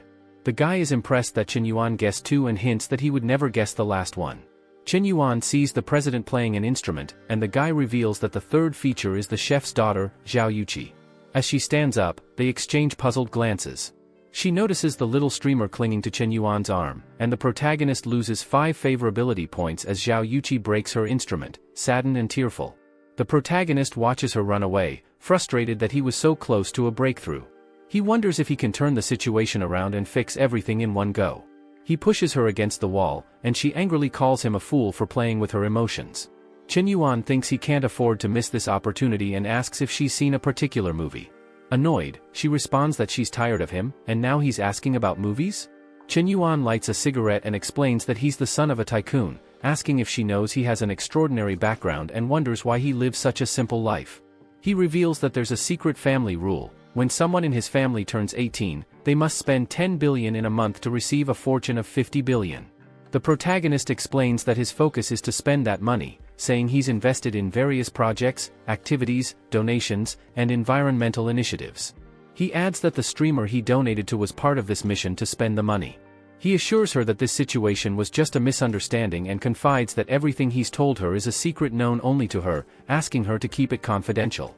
Chen Yuan tells her it's a secret he's carried for a long time, then bids her farewell. Kiki, overwhelmed, apologizes for the trouble she's caused him and finds it hard to see how he will inherit the fortune. She embraces him, admitting that she isn't ready to say goodbye, realizing it was a mistake to think that way about him. As she hugs him, believing he truly cares for her because he shared a family secret, plus 20 favorability points are gained. On the way back, Kiki apologizes for getting upset, saying it wasn't intentional and reassuring him that Chen Yuan is her friend too. She offers to pay his bill. The guy is impressed, noting how quickly Chen Yuan managed to reconcile with the president. However, the little streamer is not pleased. She's furious, grumbling that Kiki thinks she's all that, but insists she's the one who will win Chen Yuan's heart. At the table, the little streamer confronts Chen Yuan, asking about his relationship with the president. But before he can answer, the president interjects, pointing out that the protagonist hasn't revealed his real name yet. She suggests the little streamer start calling him brother, since he's likely younger than her. The guy observes that the president is controlling the interaction. The little streamer, holding back her frustration, just stares at her. Chen Yuan, sensing the tension, tells them both to stop and eat quickly because he's hungry. The two women glare at each other, while the guy remarks that Yuan doesn't seem to care about anything, labeling him as very mysterious. One's a famous streamer on the shark platform, a master at reaping wealth, while the other is a renowned, talented woman with aspirations that reach the sky. The guy comments that Chen Yuan is in the enviable position of choosing between these two for his future. He goes on to say that Chen Yuan has moved beyond the simple art of seduction and could now be considered a succubus for girls. Initially, the guy was impressed by Chen Yuan's wealth, but now he says he'll follow him as a spiritual idol until the day he dies. Back at home, Chen Yuan reflects on how expensive the restaurant was, thanking Kiki for paying as part of her apology. He checks his strategy, noting that both Chutong and Haxalil are still his devoted followers. He sees the president's favorability at 91 and the little streamer's at 92. Looking at these high favorability points, he wonders if it's time to make a bold move. He notices someone behind the president and asks if it's Liang's girlfriend, realizing she has a favorability score of 76. He recalls it was only 25 after their race, and wonders if his charm has significantly improved. Suddenly, the guys rush in, saying there's someone confessing his love to a girl. The protagonist remarks that finding genuine love is rare these days. Outside, a crowd gathers around a heart made of candles, where a man is playing guitar, declaring his love. He confesses that he still loves her, admits he was wrong, and promises to never be violent again, asking her to remember their past and give him another chance. The most loyal girl in China is standing there, confused. Chen Yuan arrives, asking what's happening, just as the cruelest woman strikes again. She slaps the bouquet of roses out of the guy's hands and runs off. Liang, still hopeful, calls after her, saying she doesn't need to run because her true love is standing right there. The girl approaches Chen Yuan and asks if his name is Chen Yuan, saying she's finally found him and begs him to add her. The crowd erupts, bewildered as to why she's moving on to another guy. Liang stands there, disappointed. Chen Yuan, noticing Liang's downcast expression, asks if the situation is hard to understand. Liang admits he's upset and wonders aloud if it's time to close the coffin lid. Chen Yuan tells him that he's always admired his looks and athletic talent, which won him the affection of so many girls, but now that he's lost one, he's panicking. He points out that Liang's obsession with victory made him ignore his girlfriend's feelings, gradually driving her away, and now he's playing the victim. Liang admits that Chen Yuan is right, taking responsibility for the situation. Several girls in the crowd are watching the scene unfold, gossiping about the situation. They agree that if Liang was aggressive or treated the girl poorly, there's nothing left to fix. The girl stares at Chen Yuan, sensing that he truly understands her, and her favorability score jumps to 91. Despite doing nothing but glancing her way a few times, she's already fallen for him. Meanwhile, the president's friend is scheming, knowing she needs to warn Kiki that Chen Yuan isn't only interested in her. Desperately, she barges into Kiki's room, telling her that Chen Yuan is cheating on her and she should break things off immediately. Kiki insisted that it was impossible because Chen Yuan was a prince who would never betray her. Her friend was about to mention that he was downstairs talking about emotions with another girl, but Kiki cut her off, saying it didn't matter if others confessed to him. However, Xiaofei pointed at the phone and asked how she felt about him spending money on another woman. Again, Kiki brushed it off, saying he had already told her and that he had plenty of money. She patted her friend's head, saying that trust was the most important thing in a relationship and that he was always honest with her. Her poor friend was heartbroken, feeling that her once intelligent companion had become completely delusional. Meanwhile, Chen Yuan was fighting off sleep. His friend was annoyed, asking who gets sleepy in the middle of a mystery game. In front of him were two girls, gazing at him with hearts in their eyes, telling him to go back to sleep because he looked so handsome even while unconscious, which felt somewhat risky. His friend explained that it was only because of his looks that they were there, and he needed to help him out. But Chen Yuan wanted to know why she was there as well. Clearly, someone was eager to get back at him. His friend expressed concern, saying he had heard she had been visiting the hospital frequently, and Chen Yuan wondered if things had really gone that far. Reflecting on the first time he faced legendary rejection, he thought maybe she genuinely wanted to apologize, but it was her fault for acting that way. Was he being too harsh? He found himself in a dilemma. The girls wanted to know if he was the infamous Lu Cigarette from the internet, especially since he used the same name on WhatsApp. Just as he started to speak, Shutong perked up, listening closely. Suddenly, a voice in the room declared that if he were truly that guy, he would let them use his head as a bowling ball. A man in a blue suit told him to stop comparing himself to that wealthy guy. Did no one recognize this man? The same man approached Shutong and introduced himself as Lin Shutong, asking for her contact information. She seemed flustered and shy. Clearly, she wasn't handling the situation well. It occurred to Chen Yuan that this man had made his life miserable during high school by using his family's influence, but he was willing to let it go since he didn't want people to know about his wealth. However, looking at Shutong, he thought it was time to test her. Standing next to Lin Shutong, he introduced him to everyone, stating that he was a high-class guy with lots of money and thriving businesses. He then explained that his recent financial gains were simply due to the demolition of his family's house, nothing more. Shutong was stunned to realize that Chen Yuan wasn't the famous Lu Cigarette. On one side was a wealthy guy with many businesses, and on the other, a poor man who liked her a little.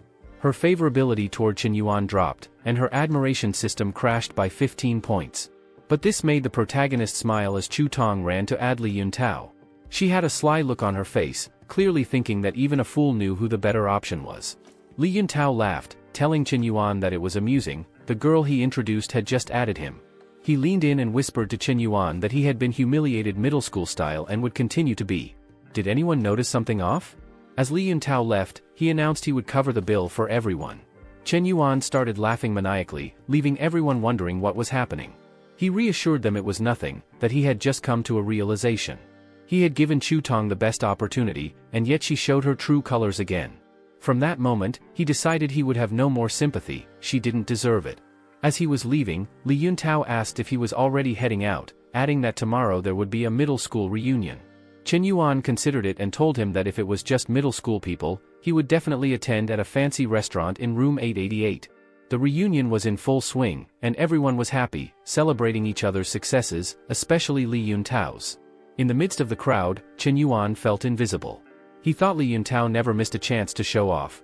Suddenly, the door opened, and a girl entered with great respect.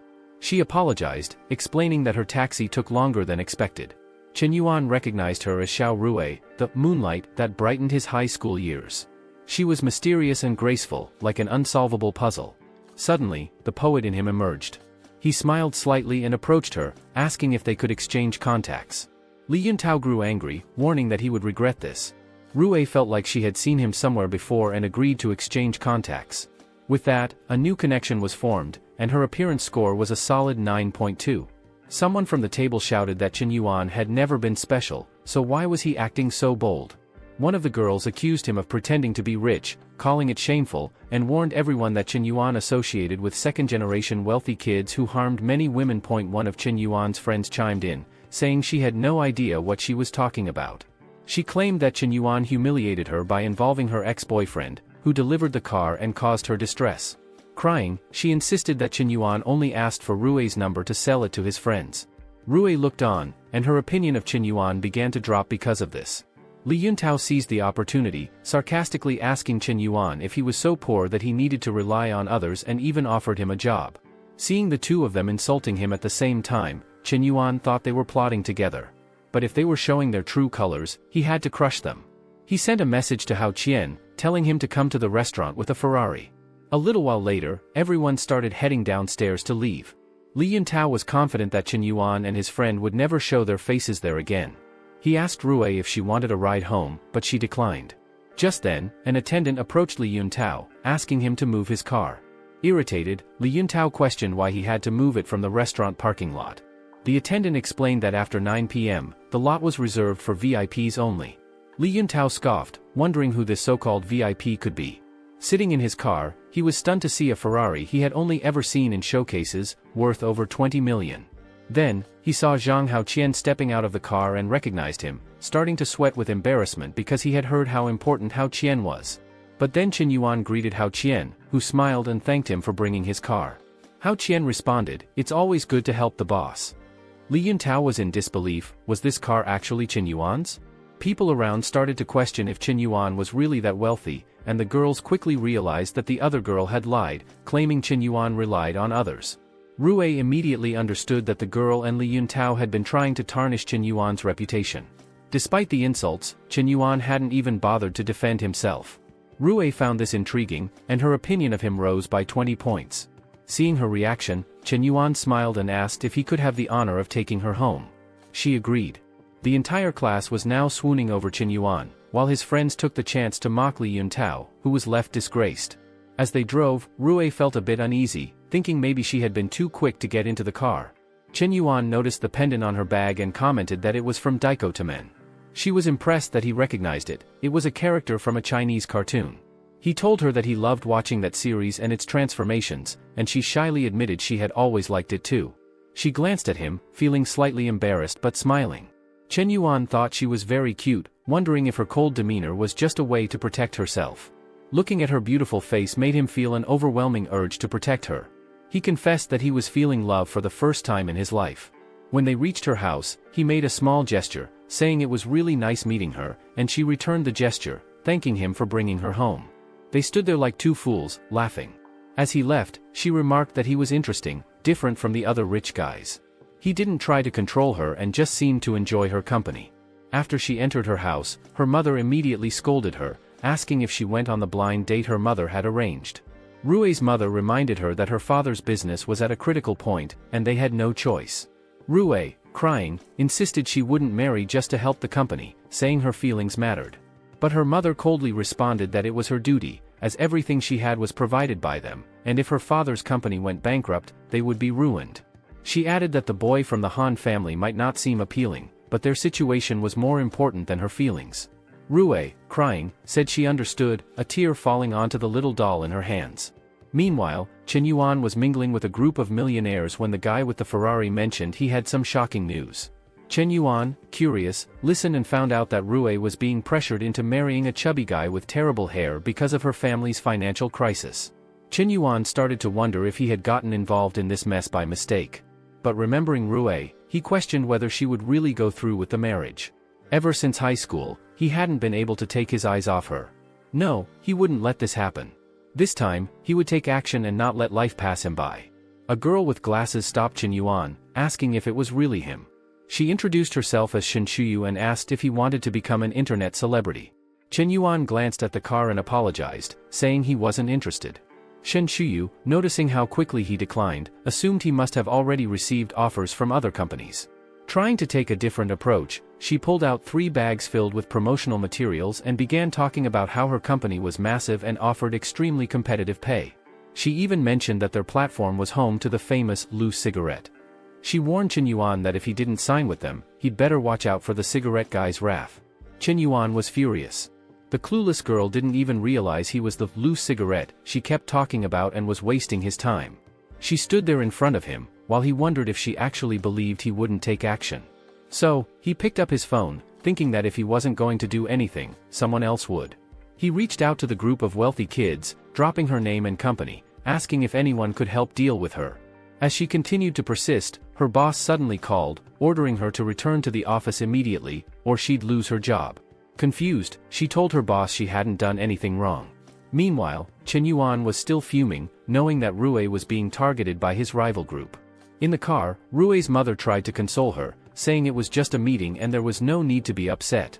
She reminded her that this could help with the financial crisis they were facing. Just then, Rue received a message from Chen Yuan asking where she was. When she mentioned the restaurant, he replied that he would come to help.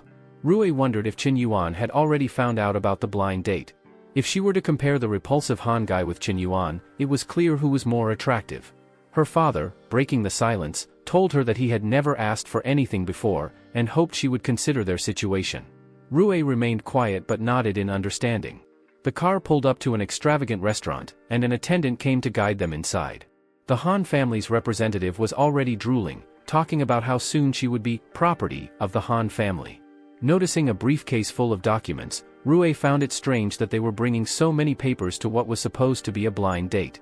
As they entered the room, the father of the Han family greeted them, standing next to his son, Pineapple Head, who was already leering at her.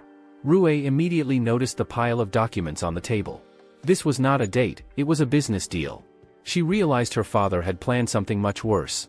She sent a message to Chen Yuan, telling him she was in room 305.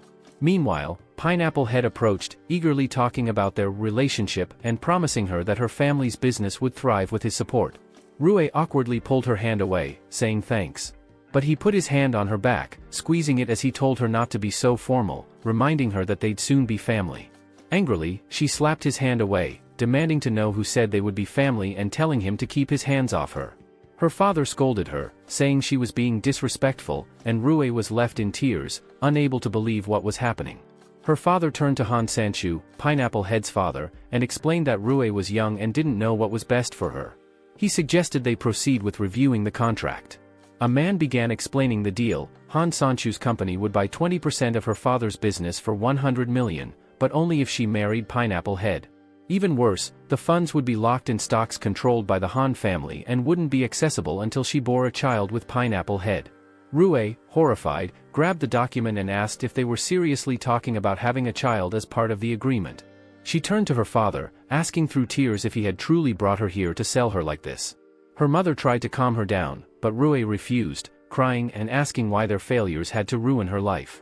She declared that she knew Pineapple Head was addicted to alcohol, gambling, and worse. She would never marry him. At this point, her father, enraged, slapped her across the face, leaving her in shock with a red mark on her cheek. It was like something out of a telenovela.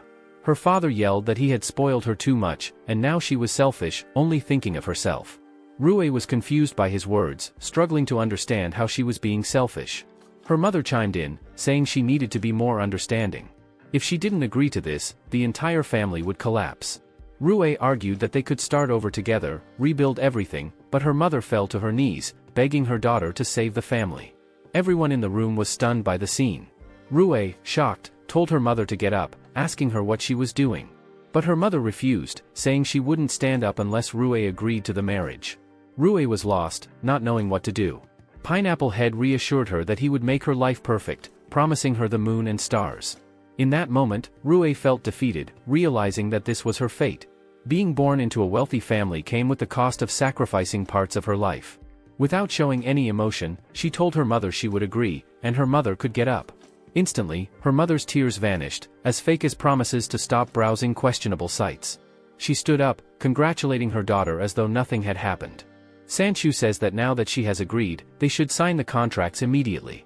The man starts pulling the documents out of the briefcase while Sanchu mentions that as soon as the marriage happens, their company will skyrocket. Meanwhile, Pineapple Head is licking his lips, still angry that she initially refused, already imagining the fun he'll have with her. The room falls silent, and Rue doesn't even sit down. Suddenly, the door flies open with a loud kick, and Chen Yuan enters. Rue is the first to notice, and the whole room is stunned. Chen Yuan mocks them, saying they must be very bold to have lost their sense of danger in doing something like this. Rue feels a wave of relief wash over her. Pineapple Head charges at Chen Yuan, shouting if he's tired of living, but immediately gets slapped, crashing into everything in the room. Chen Yuan calls him an idiot and tells him to disappear. A guard steps forward, questioning if Chen Yuan knows who he's messing with and the status of the family he's challenging. Chen Yuan laughs, saying it's a family that sells their daughter and another that buys her. He dares anyone to touch him. Sanchu, realizing Chen Yuan isn't an ordinary person, tells everyone to calm down and wonders how Chen Yuan found out about their meeting and had the nerve to crash it. Approaching Chen Yuan, Sanchu asks which family he belongs to, but Chen Yuan dismisses him, saying he isn't qualified to know. Pineapple Head starts to shout again, but his father silences him. Chen Yuan looks at Ruiyu and reassures her that he will help her family's financial troubles. He walks over to the table and picks up the contract while her father asks what he's doing. Chen Yuan coldly responds, calling her father brain-dead for trying to sell his daughter for such a low price. He then tears up the contract, declaring that he will buy 60% of the company for 500 million. Everyone is shocked. 500 million. Sanchu starts sweating, realizing that anyone who can throw around such sums must come from a family worth at least 10 billion. Still, he can't figure out where Chen Yuan comes from, despite knowing all the powerful families in the area. Ruiyu's father, excited by the prospect of such a large sum, starts dreaming of not just saving the company but expanding it. However, Chen Yuan interrupts his thoughts, saying that to provide the 500 million, he has one condition. He points to Ruiyu, who is taken aback, wondering if he plans to buy her like everyone else. She drops her bag, feeling disheartened, thinking that Chen Yuan is just like the others. Tears well up as she recalls a memory. But then Chen Yuan reveals that his condition is for 60% of the company to be transferred to her name. Once she holds more than half, he will transfer the funds. Ruiyu lights up, feeling as if a weight has been lifted off her shoulders, finally free from her cage. She begins to see Chen Yuan as her hero, and her admiration for him skyrockets, instantly reaching a favorability score of 85. A man arrives with a contract, and Chen Yuan gently holds Ruiyu's hand, telling her that after signing it, she will have control over her life. The money is then instantly transferred to the accounts of her family members, who become emotional. Her father, still stunned, asks Chen Yuan if that's really all he wants. Chen Yuan replies that it is, but warns him that from now on, he controls the rise and fall of their family, and he had better not do anything to harm Ruiyu again. Chen Yuan then tells her that there's nothing left to say here and that they should leave. Sanchu, suddenly trying to save face, praises Chen Yuan for his hard work and asks him not to take his son's actions to heart, secretly thinking that Chen Yuan must be a god of wealth to spend 500 million so casually. Ruiyu's father, realizing how powerful Chen Yuan is, knows it would be foolish to become his enemy. Meanwhile, Pineapple Head, still nursing his wounds, yells at his father for letting him get slapped twice. As Chen Yuan and Rui leave the room, sometime later, while driving in a Ferrari, Rui thanks him for saving her. He replies nonchalantly, reminding her that it wasn't the first time. In a flashback, Rui remembers riding her bike home one day, worried she would encounter trouble. Naturally, she did. Some unsavory characters approached her, one even offering to clean her ears. But before things could escalate, Chen Yuan had appeared out of nowhere, running up and headbutting one of the thugs in the stomach. While holding off the attackers, he told Rui to run without looking back. She fled, terrified, and when she later returned with the police, Chen Yuan was already gone. Tears streaming down her face, Rui tells Chen Yuan she never imagined that the person who saved her once would be him. Filled with emotion, she says she never expected to find him again.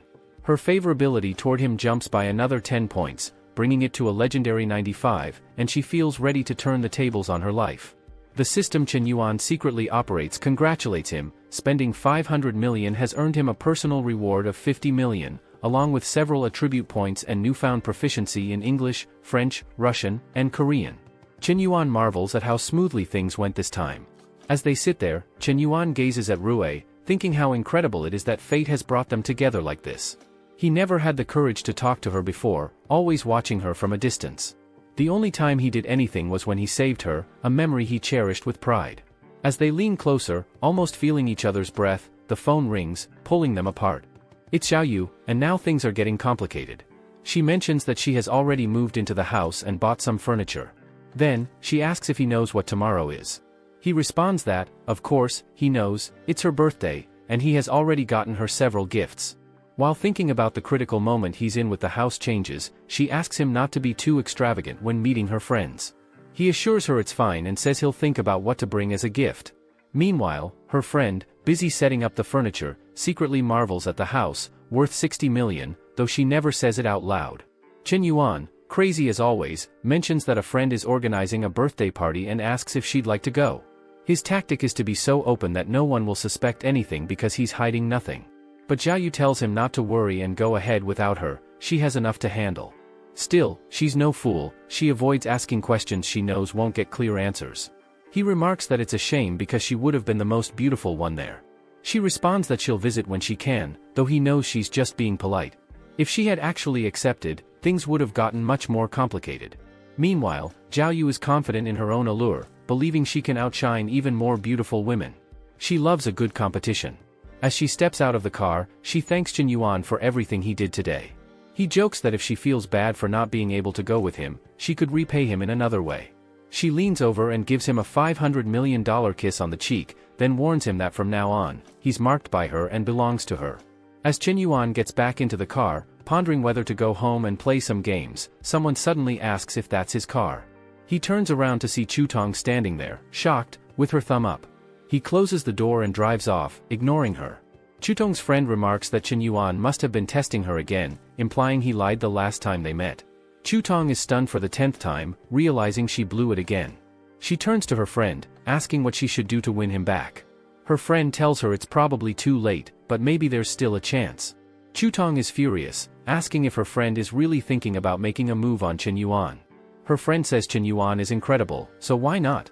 Shutong, enraged, starts acting like Goku, pulling her hair, and they end up fighting over nothing.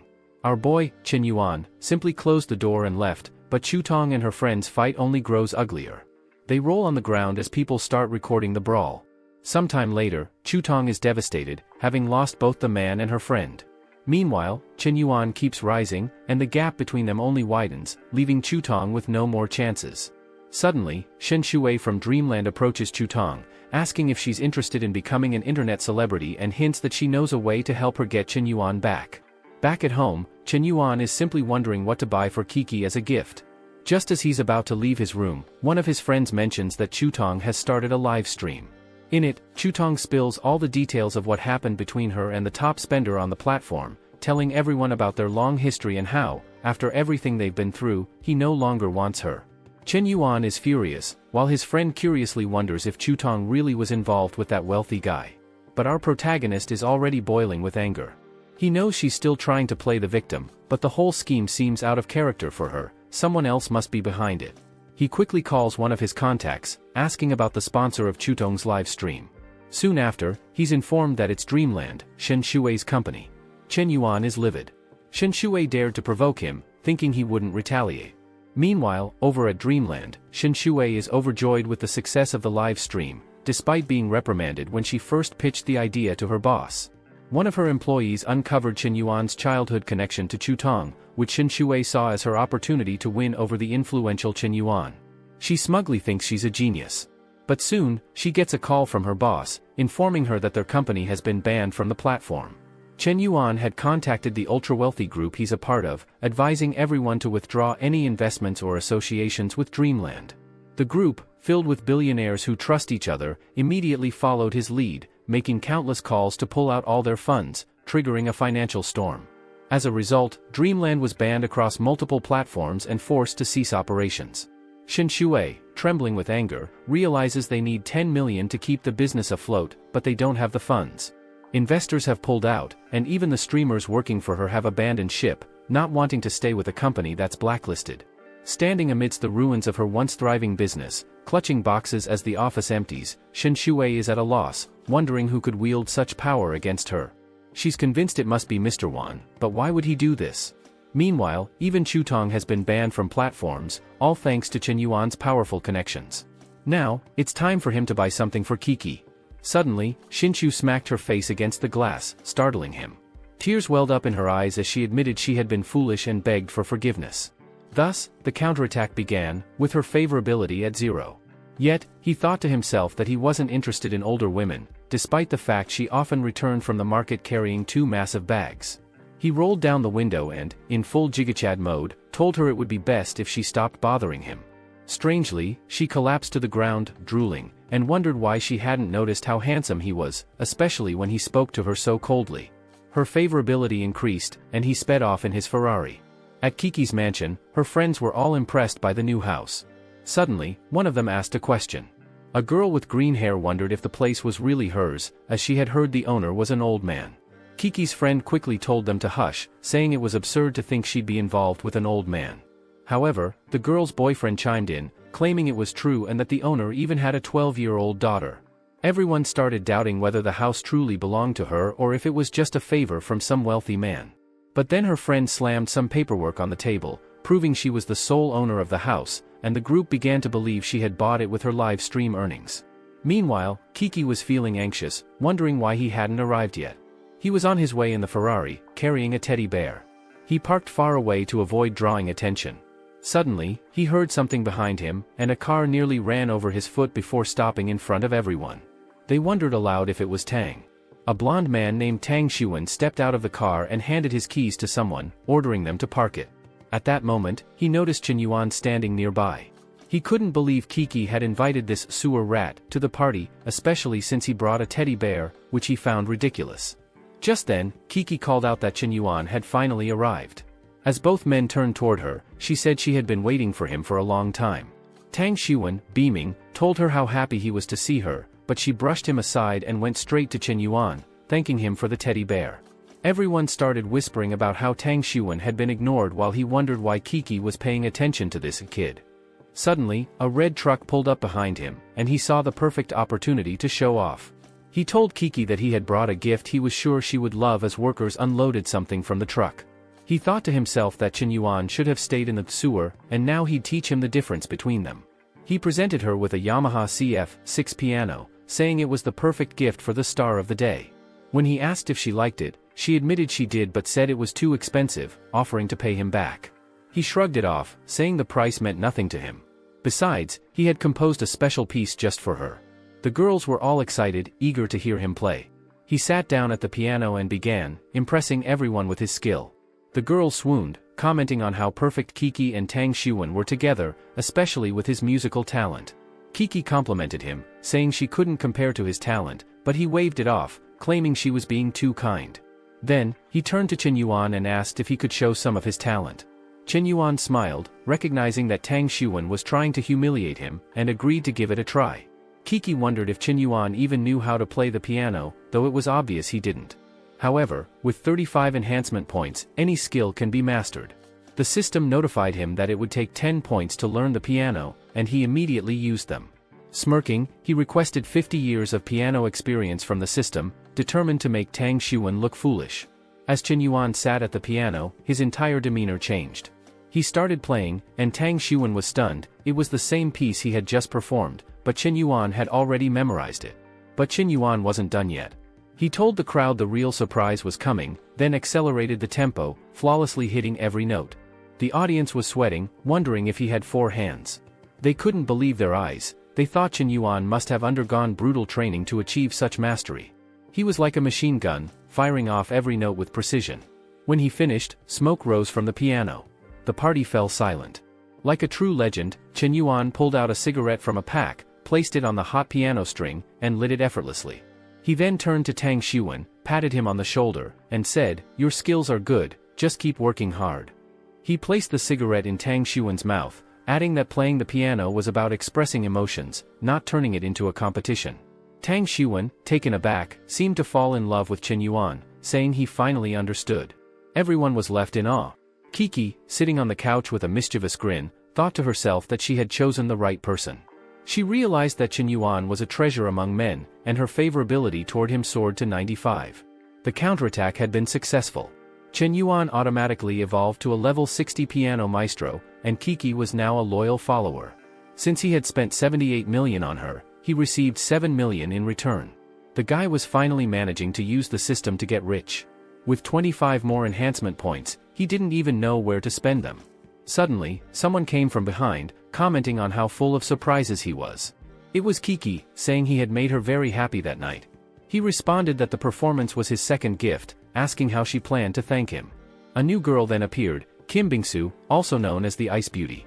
She wasn't famous for her looks but for her hostile attitude towards men. Because of this, everyone speculated she might prefer women, and since she was always close to the president, people even thought they were in a relationship. The truth, however, was that she had been kidnapped as a child. Although the police saved her in time and nothing happened, the trauma left her with a deep hatred for men. Kiki then asked Chen Yuan who he thought was more beautiful between her and Bingsu. He told Kiki that out of all the women he had met, she was the most beautiful, all while thinking that he should avoid women like Bingsu since they were all trouble. At that moment, Kiki called Bingsu over to meet him. She apologized, saying she had been stuck in traffic. Kiki introduced Chen Yuan, and Bingsu immediately asked if he was the guy who played the piano earlier. He confirmed it, but she remarked that she had heard he was a man with relationships with many girls, a guy with no morals, even if he had some talent. Chen Yuan felt the urge to strangle her, but Kiki quickly calmed him down, explaining that Bingsu had always been like that. However, the system doesn't forgive, and a new target appeared, Kim Bingsu, 25 years old, 52 kilos, 9.3 in appearance, and a favorability score of -80. The system even promised combat skills if he completed the challenge. Chen Yuan threw the system aside, frustrated that after dealing with an older woman, now there was another woman he didn't want to get involved with. The night went on, and it was time for birthday wishes. Everyone was happy, cutting the cake, until Bingsu called Kiki aside for a private conversation. Outside, Bingsu warned Kiki that she should stay away from Chen Yuan. Kiki asked why, and Bingsu said that Chen Yuan was involved with many girls and that she didn't want to see her friend caught in a toxic relationship. Plus, she was about to graduate and intended to pass the president's position to Kiki. Kiki seemed interested in the president's role, remembering how they used to compete and argue a lot when she first arrived. But now, Bingsu was offering the position to her. Were the rumors about Bingsu true? Was she seeking fun, with a capital L? Embarrassed, Kiki responded that she didn't deserve the position and suggested they find someone else. But Bingsu moved closer, saying that love had blinded Kiki because she wasn't acting like the ambitious person she once knew. Kiki even mentioned considering leaving the student council to spend more time with Chen Yuan. Bingsu became angry, accusing Kiki of losing her ambition and being foolish because of that guy. Her favorability kept dropping while Chen Yuan wondered why he couldn't even enjoy a piece of cake without losing points. As the party was wrapping up and guests were leaving, Bingsu stopped Chen Yuan, asking him to wait. She had something to tell him. He was about to leave, thinking her rising favorability made her even more adorable. All she did was invite him to watch a movie the next day. He assumed it was an invitation for some Netflix and chill. Suddenly, he heard someone crying in the background. It was Su-won, leaning against his car, devastated and wondering why he had wasted his life practicing the piano. Chen Yuan felt awkward seeing him there and went over to talk, surprising Su-won. Startled, Su-won asked what he wanted. Chen Yuan told him losing a piano duel wasn't a big deal, feeling guilty for humiliating him using the system. But Su-won misunderstood, thinking Chen Yuan was belittling him. Chen Yuan quickly clarified, but Su-won admitted that although Chen Yuan's skills were good, it didn't matter because his own family was incredibly wealthy, and he had everything. He pulled out his car key, confidently claiming that Chen Yuan was probably just a poor guy without a penny to his name. However, Chen Yuan was heading toward his Ferrari. Su-won, lying on the ground, broke his car key in shock, wondering how someone dressed so simply could drive a Ferrari. As Chen Yuan drove away, he thought about what movie to watch with Kiki tomorrow.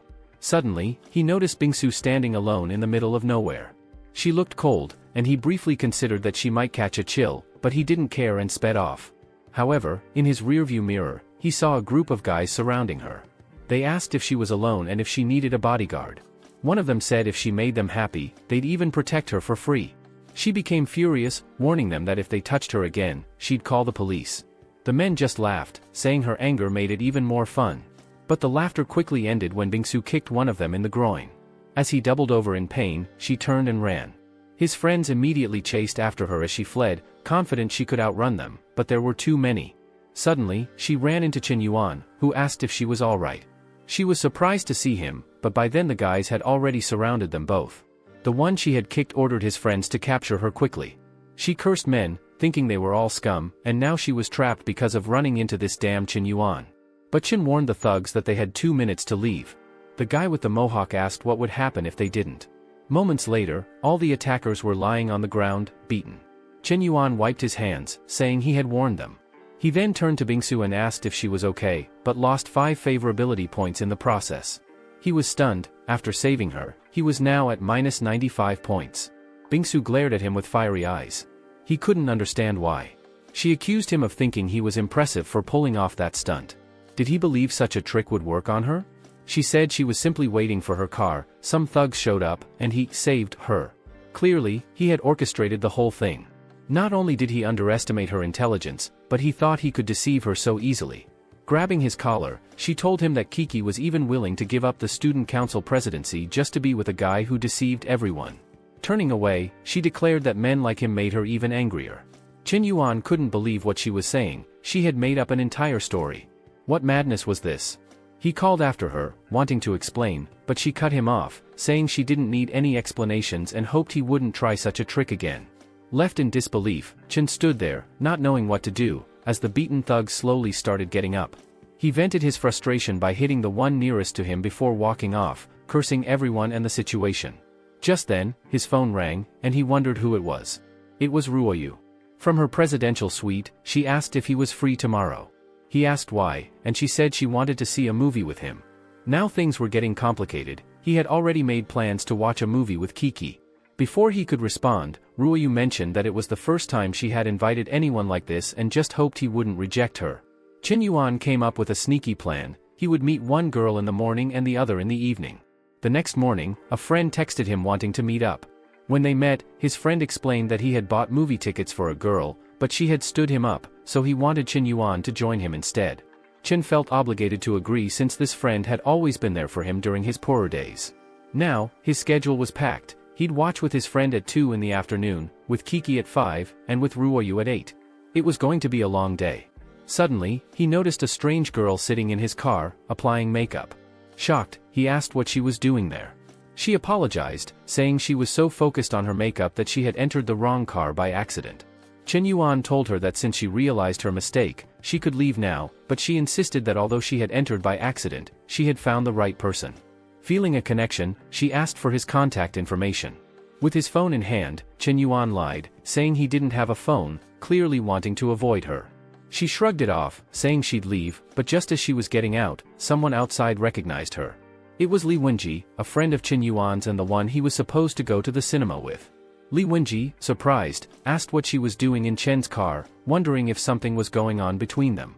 Chen Yuan, worried about a misunderstanding, got out of the car and tried to explain, but Li Wenji angrily accused the girl of seeing a luxury car and throwing herself at Chen. Chen Yuan confirmed that this was exactly what happened. They locked the car and left, while the girl was left in disbelief that Li Wenji knew such wealthy people. While watching the movie, Li Wenji asked why he couldn't seem to attract any women, lamenting his bad luck. Chen Yuan reassured him not to worry, while two girls sitting behind them commented on how odd it was that they were watching a movie together like that. Chen Yuan then told his friend that he should never show his desperation for women. He explained that the more you chase after women, the worse they treat you. A real man doesn't spend his money on women but invests in himself to impress them. His friend was amazed, feeling like he had just heard profound wisdom. Grabbing Chen's hand, he exclaimed that he finally understood how things worked. Chen Yuan warned him to be careful, joking that people might get the wrong idea. He explained that if his friend wanted to attract more women, he just needed to be a bit more handsome, a bit wealthier, and have a few more girlfriends.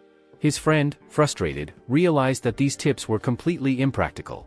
As they exited the cinema, Chen Yuan's friend thanked him, and Chen Yuan mentioned that he had a special engagement in about 2 hours. Meanwhile, the girls behind them walked away convinced they were a couple, exactly as Chen Yuan had planned to escape and embark on his next adventure. Outside the cinema, someone was waiting. It was Kiki, curious about where Chen Yuan had been. Suddenly, a guy named Wu Banqi approached, asking Kiki for her number. She politely declined, saying she was on a date, but the guy insisted, claiming it wouldn't interfere with her date just to give him her number. Just then, someone tapped Wu Banqi on the shoulder. It was Chen Yuan. Smiling, he offered to show how it's done and casually put his hand beside Kiki, asking if they could go somewhere quieter to have a deep conversation. Wu Banqi, in disbelief, wondered if this kind of approach would actually work, but Kiki responded positively, leaving Wu Banqi fuming in frustration. They went to watch an action movie, but Kiki kept glancing at Chen Yuan, noticing that he was constantly on his phone. She asked if he wasn't interested in the movie, to which he explained that it was family business troubling him lately. She believed him, thinking that someone with his wealth must have many burdens. She admired his skills, but knew that behind all the success were hours of hard work and sweat. He had trained relentlessly since childhood. He should be focusing on his future, yet here he was, spending time with her. Suddenly, Kiki placed her hand on his, startling him. When he looked over, she was crying. He felt awkward, wondering what had made her so emotional. After the movie, as they walked down the street, she asked if he wanted to recommend something. Just as he was about to answer, he received a call. It was the friend he had asked to call right after the movie, giving him an excuse to leave. Acting serious, he said it was an urgent matter he had to handle. Kiki was confused, but he explained that his friend needed help, and she graciously said it was fine for today. As he left, she thought he was such a noble man, choosing to help his friend over staying with her. In the car, Chen Yuan was feeling proud of himself, thinking his plan was genius. He just needed to get through the last part of his day.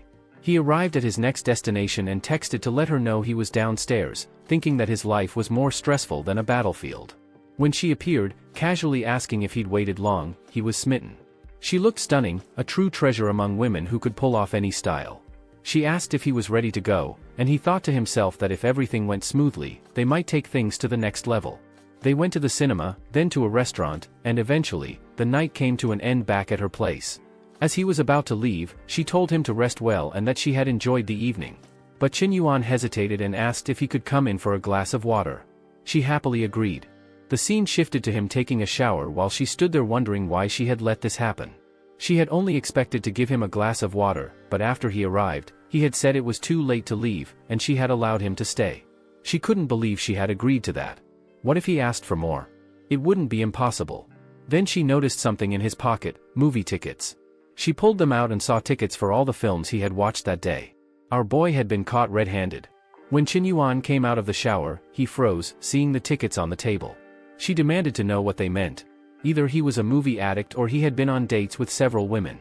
Why had he tried to involve himself in her life while being with others? Chen Yuan was speechless as she berated him for playing with her emotions. Her favorability dropped by 20 points, bringing it down to 75. Chen Yuan trembled, knowing this was the moment he had dreaded. He tried to defend himself, saying that he never thought she would lose trust in him over a few movie tickets. Everything he had done for her seemed to vanish. Furious, she snapped, telling him he still had the nerve to make excuses. In desperation, he called Wanji, asking her to explain. Wanji, confused, answered, wondering why he was calling so late. The girl took the phone and asked Wanji if she had gone to the cinema with Chen Yuan earlier that day. Wanji confirmed, explaining that he had invited a girl who declined, so they went together. But as soon as the girl heard the name Wanji mentioned, she snapped back to reality, questioning what was really going on. She angrily hung up, unsettled by the situation. Now, she was unsure whether to believe Chen Yuan or if his friend was covering for him. She had the number of the girl Chen Yuan claimed to have invited, so she decided to call. When the girl answered, she confirmed that Chen Yuan had asked her out but she had declined, only to see a guy in a Ferrari show up. Chen Yuan asked if she wanted to check his receipts to see what he had bought. Turning away, he expressed his deep disappointment. She quickly apologized, claiming it must have been a misunderstanding, and begged for his forgiveness. But he slammed the door behind him. Outside, he thought to himself that he had managed to get out of that sticky situation. He didn't lie often. A message popped up on his phone, and he responded saying it was fine. He understood and forgave her. She felt relieved, thinking how kind he was, and her favorability for him rose by 21 points. Now that her favorability was even higher than before, he relaxed.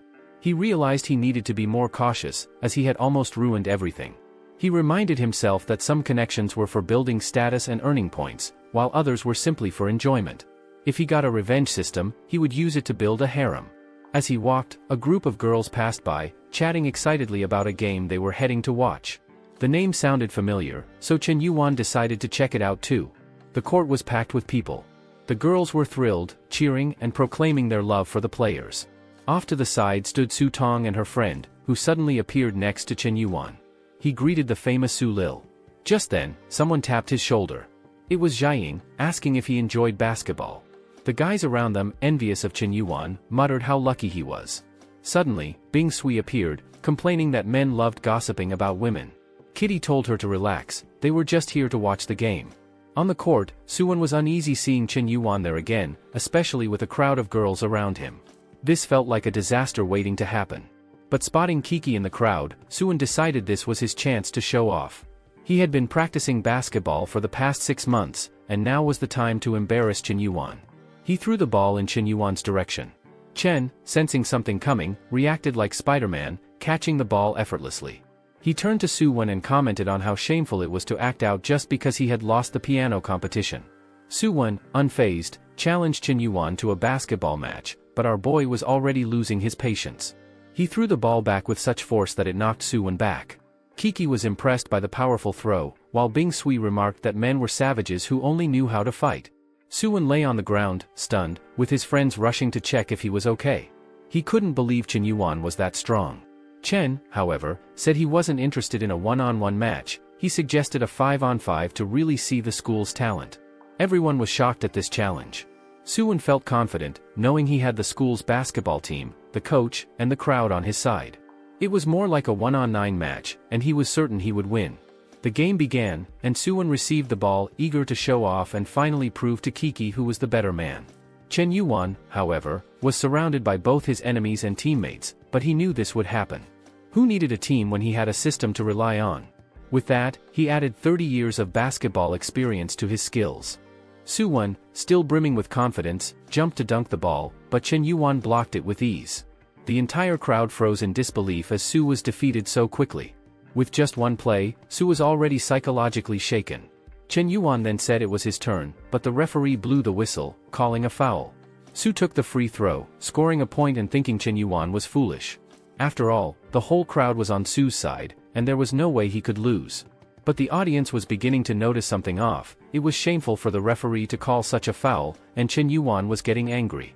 Now fully motivated to humiliate Su, Chen Yuan stole the ball and scored a basket effortlessly.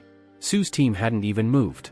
Furious, Su scolded his teammates for failing to block one guy and even cursed Chen Yuan's team for not stopping him. Once again, they tried to surround Chen Yuan, but he jumped and scored another basket. The referee and players couldn't understand why he was trying so hard when the game was clearly rigged against him. Why didn't he just give up? The referee began to recall the lessons he had taught his students about respect, and how one should always give their all when on the court. Watching Chen Yuan play with such determination left the entire basketball community emotional. Chen Yuan advanced once more, confused as to why everyone seemed frozen. The crowd couldn't figure out what was happening either. It was as if no one else was moving on the court. From a distance, Kiki noticed that Chen Yuan was winning not just the game, but also maintaining his virtues. Su-won, on the other hand, couldn't comprehend why no one was following his plan anymore. The score was now 60-2. Su was exhausted, while Chen Yuan prepared to humiliate him again. In that moment, Su-won thought that if he could at least block this final shot, he might save himself from complete embarrassment. Chen Yuan approached, ready for action. Su-won tried to throw his elbow into Ken's chest, but instead, his own arm ended up broken. He fell to the ground in pain as Chen Yuan slammed a powerful dunk. With that, Ken gained favorability points with Kiki, Su-tom, Su-lil, and Xian. As he walked off the court, he remarked that Su-won didn't deserve to be team captain, saying it was an insult to his skills to compete against someone so dirty. Su-won, not backing down, told him to stop being arrogant, claiming Ken would regret it soon. Some girls nearby commented that they forgot to record the game because Ken was just too impressive. Xian, intrigued, wanted to know where Chen Yuan was. Su-tom and Kiki both tried to offer him bottles of water, but all four of them ended up holding water bottles, awkwardly spilling some. Chen Yuan, feeling the pressure, nervously fled. He knew that choosing one bottle over the others could cost him the rest. After the game, he took a shower and received a friend request from someone in the wealthy circle. The guy called him up, and Ken asked what was going on. The guy said it wasn't much, but wondered if Ken was interested in getting a wife. Chen Yuan was immediately suspicious of the offer. The next target was Gao Xin Yuan, a 22-year-old actress whose career had been going well until she became involved in an online scandal. Her company had terminated her contract. Gao Lang, her brother, was the one who reached out to Ken for help. When Ken asked if he heard correctly, was Gao Lang really suggesting he marry his sister? Gao Lang clarified, saying it wasn't exactly that. He explained that his sister was falsely accused, her contract was cancelled, and he wanted to know if Ken would like to buy the house she lived in. Ken thought to himself that he did need a house, and considering she was an actress who probably loved to spend money, she seemed like a good candidate for his system. Ken agreed to meet her and inspect the house. Gao Lang promised to set everything up, thinking that the group always told the truth. Mr. Yen was truly extraordinary, and the rumor that he saved the Xiao family must be real. Meanwhile, at home, Gao Xuanyan was fuming. With her career on a downward spiral, plenty of men were offering to marry her, but she considered them all trash. None were worthy of her beauty. All she wanted was to be a simple actress. Why did life have to be so hard? Then she received a call from her brother, who reassured her not to worry about money. He had found the perfect person to help.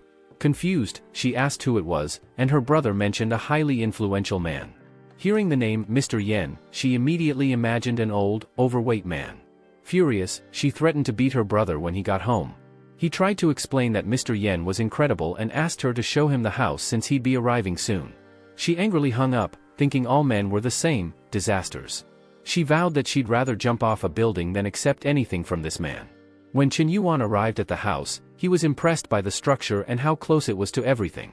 He rang the doorbell, and Gao Xuanyan assumed the old man had arrived, running over like a fool. She slowly walked down the hallway, deliberately taking her time to annoy him. She opened the door, sarcastically telling him to stop rushing her, but when she saw Chen Yuan, she blushed. Before she could ask who he was, Ken introduced himself and entered, apologizing for his sudden arrival. She was surprised that the boss was so young and handsome. He sat down on the sofa and invited her to sit as well, which puzzled her since it was her house. She asked if he didn't want to see more of the house, but he responded that he had seen enough to know it was good. He added that the house wasn't the main reason he was there. Confused, she asked why then. Ken replied that what mattered most was her, and he wanted her to be his mistress. Boldly activating his system, Ken thought it was time to go on the offensive. Gao Xuanyan, who rated a 9.2 in appearance but had -35 favorability for him, wasn't pleased. She was shocked that this guy had the audacity to walk in and ask her to be his mistress. Determined to humiliate him, she responded by saying he was very straightforward, but it wouldn't be impossible if he met a few conditions. First, she wanted a car worth 10 million, a luxurious apartment, and an investment of 2 billion in 2 films where she would star as the lead actress. Before she could finish, Ken interrupted, saying that was easy, simpler than he expected. Gao Xuanyan was in disbelief. Of course, Ken was eager to spend all the system's money. Later, when Gao Lang returned home, he was shocked to see Chen Yuan's car still outside. Why hadn't he left yet? He went inside and asked his sister why the car was still there. With a heavy sigh, she told him that she had actually received the car as a gift from Ken. On top of that, he had deposited a large sum of money into her account. Her brother asked if everything went well with the house sale and whether she at least got the 2 million she wanted. Showing her phone, she revealed she had received 1 billion. Her brother's eyes lit up, thinking Chen Yuan must really like his sister. Finally, Gao Lang could retire and live the life of an uncle who only smokes cigarettes. Meanwhile, Gao Xuanyan couldn't stop thinking about Chen Yuan. He had given her the money, transferred the car into her name, and left, saying he only helped because he hated seeing beautiful women suffer. What a hero. She found herself unable to forget about him, and her feelings toward him began to improve. At Bengsu's graduation, she warned Kiki to be cautious around Chen Yuan. Kiki tried to defend him, explaining that Chen wasn't the person Bengsu thought he was. However, Bengsu was dead set on hating him. She even confided that on her birthday, Chen had orchestrated a gang of thugs just to scare her. Kiki, taken aback, said that Bengsu seemed troubled by her own imagination. Chen Yuan, in reality, was seen as a hero by everyone at school, even showing a picture of Shulil and her dad holding a poster in his honor. Kiki also pointed out that Chen hadn't even known she'd be at the party, making it impossible for him to have set anything up. Bengsu started to second-guess herself, wondering if she had blown things out of proportion. Feeling embarrassed, she left without another word to Kiki. Now, Bengsu was mortified, realizing she had likely been wrong in her assumptions. Back at work, she was worn out, haunted by the fact that she had told her friend that Chen Yuan was hitting on her when, in reality, he wasn't. Worse still, whenever she thought back on the incident, all she could remember was Chen Yuan protecting her. Her boss snapped her back to reality by calling her in for a meeting, informing her that she would need to attend a charity dinner with the city's top business elites. The boss wanted her to befriend a new millionaire, Yang, who had recently made a name for himself. Bengsu felt disheartened. She had chosen a company led by a female boss to avoid this kind of situation, but now she had no choice. It was either comply or lose her job. Meanwhile, at home, Chen Yuan was chatting with his fellow millionaires. After giving Gao Xuanyan an endless flow of funds, she had successfully defended herself against the false accusations. Chen Yuan was impressed by how well she handled it all. During the call, Hao Changqi invited him to the charity dinner. Thinking it would be a gathering of wealthy people, Chen saw it as an opportunity for someone to spend a lot of money, so he decided to go. At Gao Xuanyan's mansion, she continued her battle against the accusations, but every time she needed more marketing funds, Chen would send another transfer. She kept telling herself that this didn't mean anything, that she wasn't falling for him.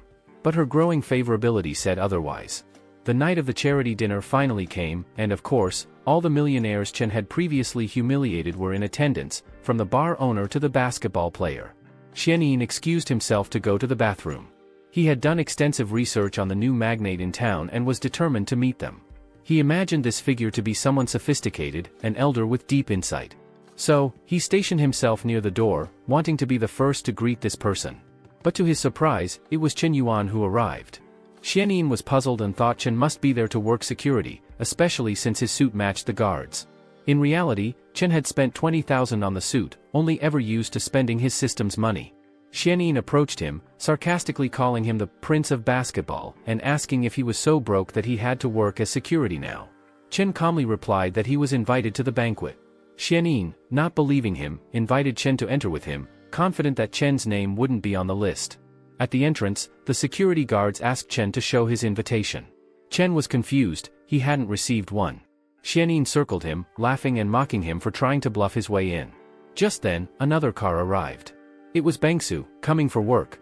All the men nearby were struck by her appearance, and she hated arriving in such a flashy car, but it was part of the company's image. Hearing the commotion, she glanced over to see Chen Yuan arguing with the security guards, insisting he had been invited. The guard explained that everyone who was invited had received an invitation at home. Bangsu laughed in Chen's face, asking if he really thought he was that important. But then she intervened, explaining that her invitation allowed for a guest, and she chose to bring Chen as her plus one. The guards let him through without a word, while Chen was left wondering why Bangsu would help him, considering she hated him. She told him to hurry up, making it clear that her opinion of him hadn't changed. She was just repaying a favor since he had saved her that night. But Chen wasn't pleased. He had been planning to humiliate Chen Yuan, and now Bangsu had ruined it. He told her not to consider this as repaying the favor because he never asked her to be his lackey. It would be better if she stopped meddling in other people's business. The group of extras mocked, saying it was better this way since this loser would never make it into a place like that. The blonde guy sneered at Chen Yuan, telling him this area was reserved for elites and that he shouldn't come dressed like a security guard. This was all fueling Chen Yuan's irritation. Just then, a member of the group went over to see what the fuss was about, noticing that Tang Siyuan, the blonde guy, was trying to humiliate Cigarette Soldier. Worried this would stir up trouble, he suggested calling Hashin. Inside the event, a suited man named Tang Aji was eagerly awaiting the arrival of Mr. Smoke. One of the men mentioned that while Chen Yuan was eccentric and very wealthy, they always treated each other like brothers. Suddenly, he got a call saying Chen Yuan was being humiliated and barred at the entrance. Shocked, he questioned how anyone could dare to do this to a VIP guest. The caller informed him that the one barring him was Tang Siyuan, who was related to the man standing beside him. Aji rushed out, fuming that his family's reputation was being damaged. Outside, Siyuan continued to mock Chen Yuan, saying he looked just right for a security guard. Chen Yuan slapped him, telling him to take his effeminate hands off and stop giving orders. He murmured that even though they might be comrades, Siyuan didn't have the right to boss him around. Spreading his arms in defiance, Siyuan bragged that his brother controlled billions in the family's funds. As the celebrated second son of the Tang family, he was undoubtedly above a mere security guard. Watching all this, Bingshu felt that while Siyuan was arrogant, he was still better than the distasteful Chen Yuan, who had rejected her generosity. At that moment, everyone noticed Aji approaching with the car guy, looking visibly upset. Siyuan cheerfully asked how he could assist his older brother, only to be slapped in the face. Stumbling, he asked why he was being hit. Aji replied that he was bold to even ask and demanded he apologize to Mr. Smoke, or rather, to the great Mr. Yuan. Confused, Siyuan was left at a loss. Aji then turned to Chen Yuan and apologized sincerely, leaving the crowd to realize that Chen Yuan was a person of importance. People around began eagerly offering their business cards, hoping to make connections with him. Devastated, Siyuan couldn't believe it. He had lost at the piano, lost in basketball, and now he had even lost in family status. Was this man his ultimate rival? Hashin also apologized to Chen Yuan, admitting he could have organized things better and should have notified him of his arrival time. Chen Yuan shrugged it off, saying they were friends and there was no need for such formality. He was then escorted inside. Bingshu watched, astonished. Chen Yuan clearly had substantial wealth yet didn't flaunt it. She realized now that someone with his status would naturally be the focus of attention among all the university girls. Feeling ashamed for assuming he had been pursuing her, she covered her face, wondering how she'd complete the task her boss had given her. She even wondered if she'd have to use her appearance to get closer to him. Meanwhile, inside the charity auction, Hashan explained that the items for sale would include jewels, paintings, and even pieces of an island. Chen Yuan was intrigued, and Hashan added that the whole setup was to support the auction. Chen's eyes sparkled with a mischievous look, eager to spend extravagantly. He thought about buying a plot of land in the city, but knew he'd have to gift it to someone for a share later. He considered Ruoyu and Yuchi, but then noticed Bingshu standing nearby.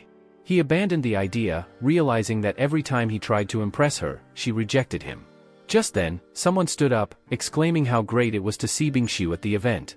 Go Xuanyan, the blonde woman to whom Chen had given a mansion, entered the room, looking healthy and confident.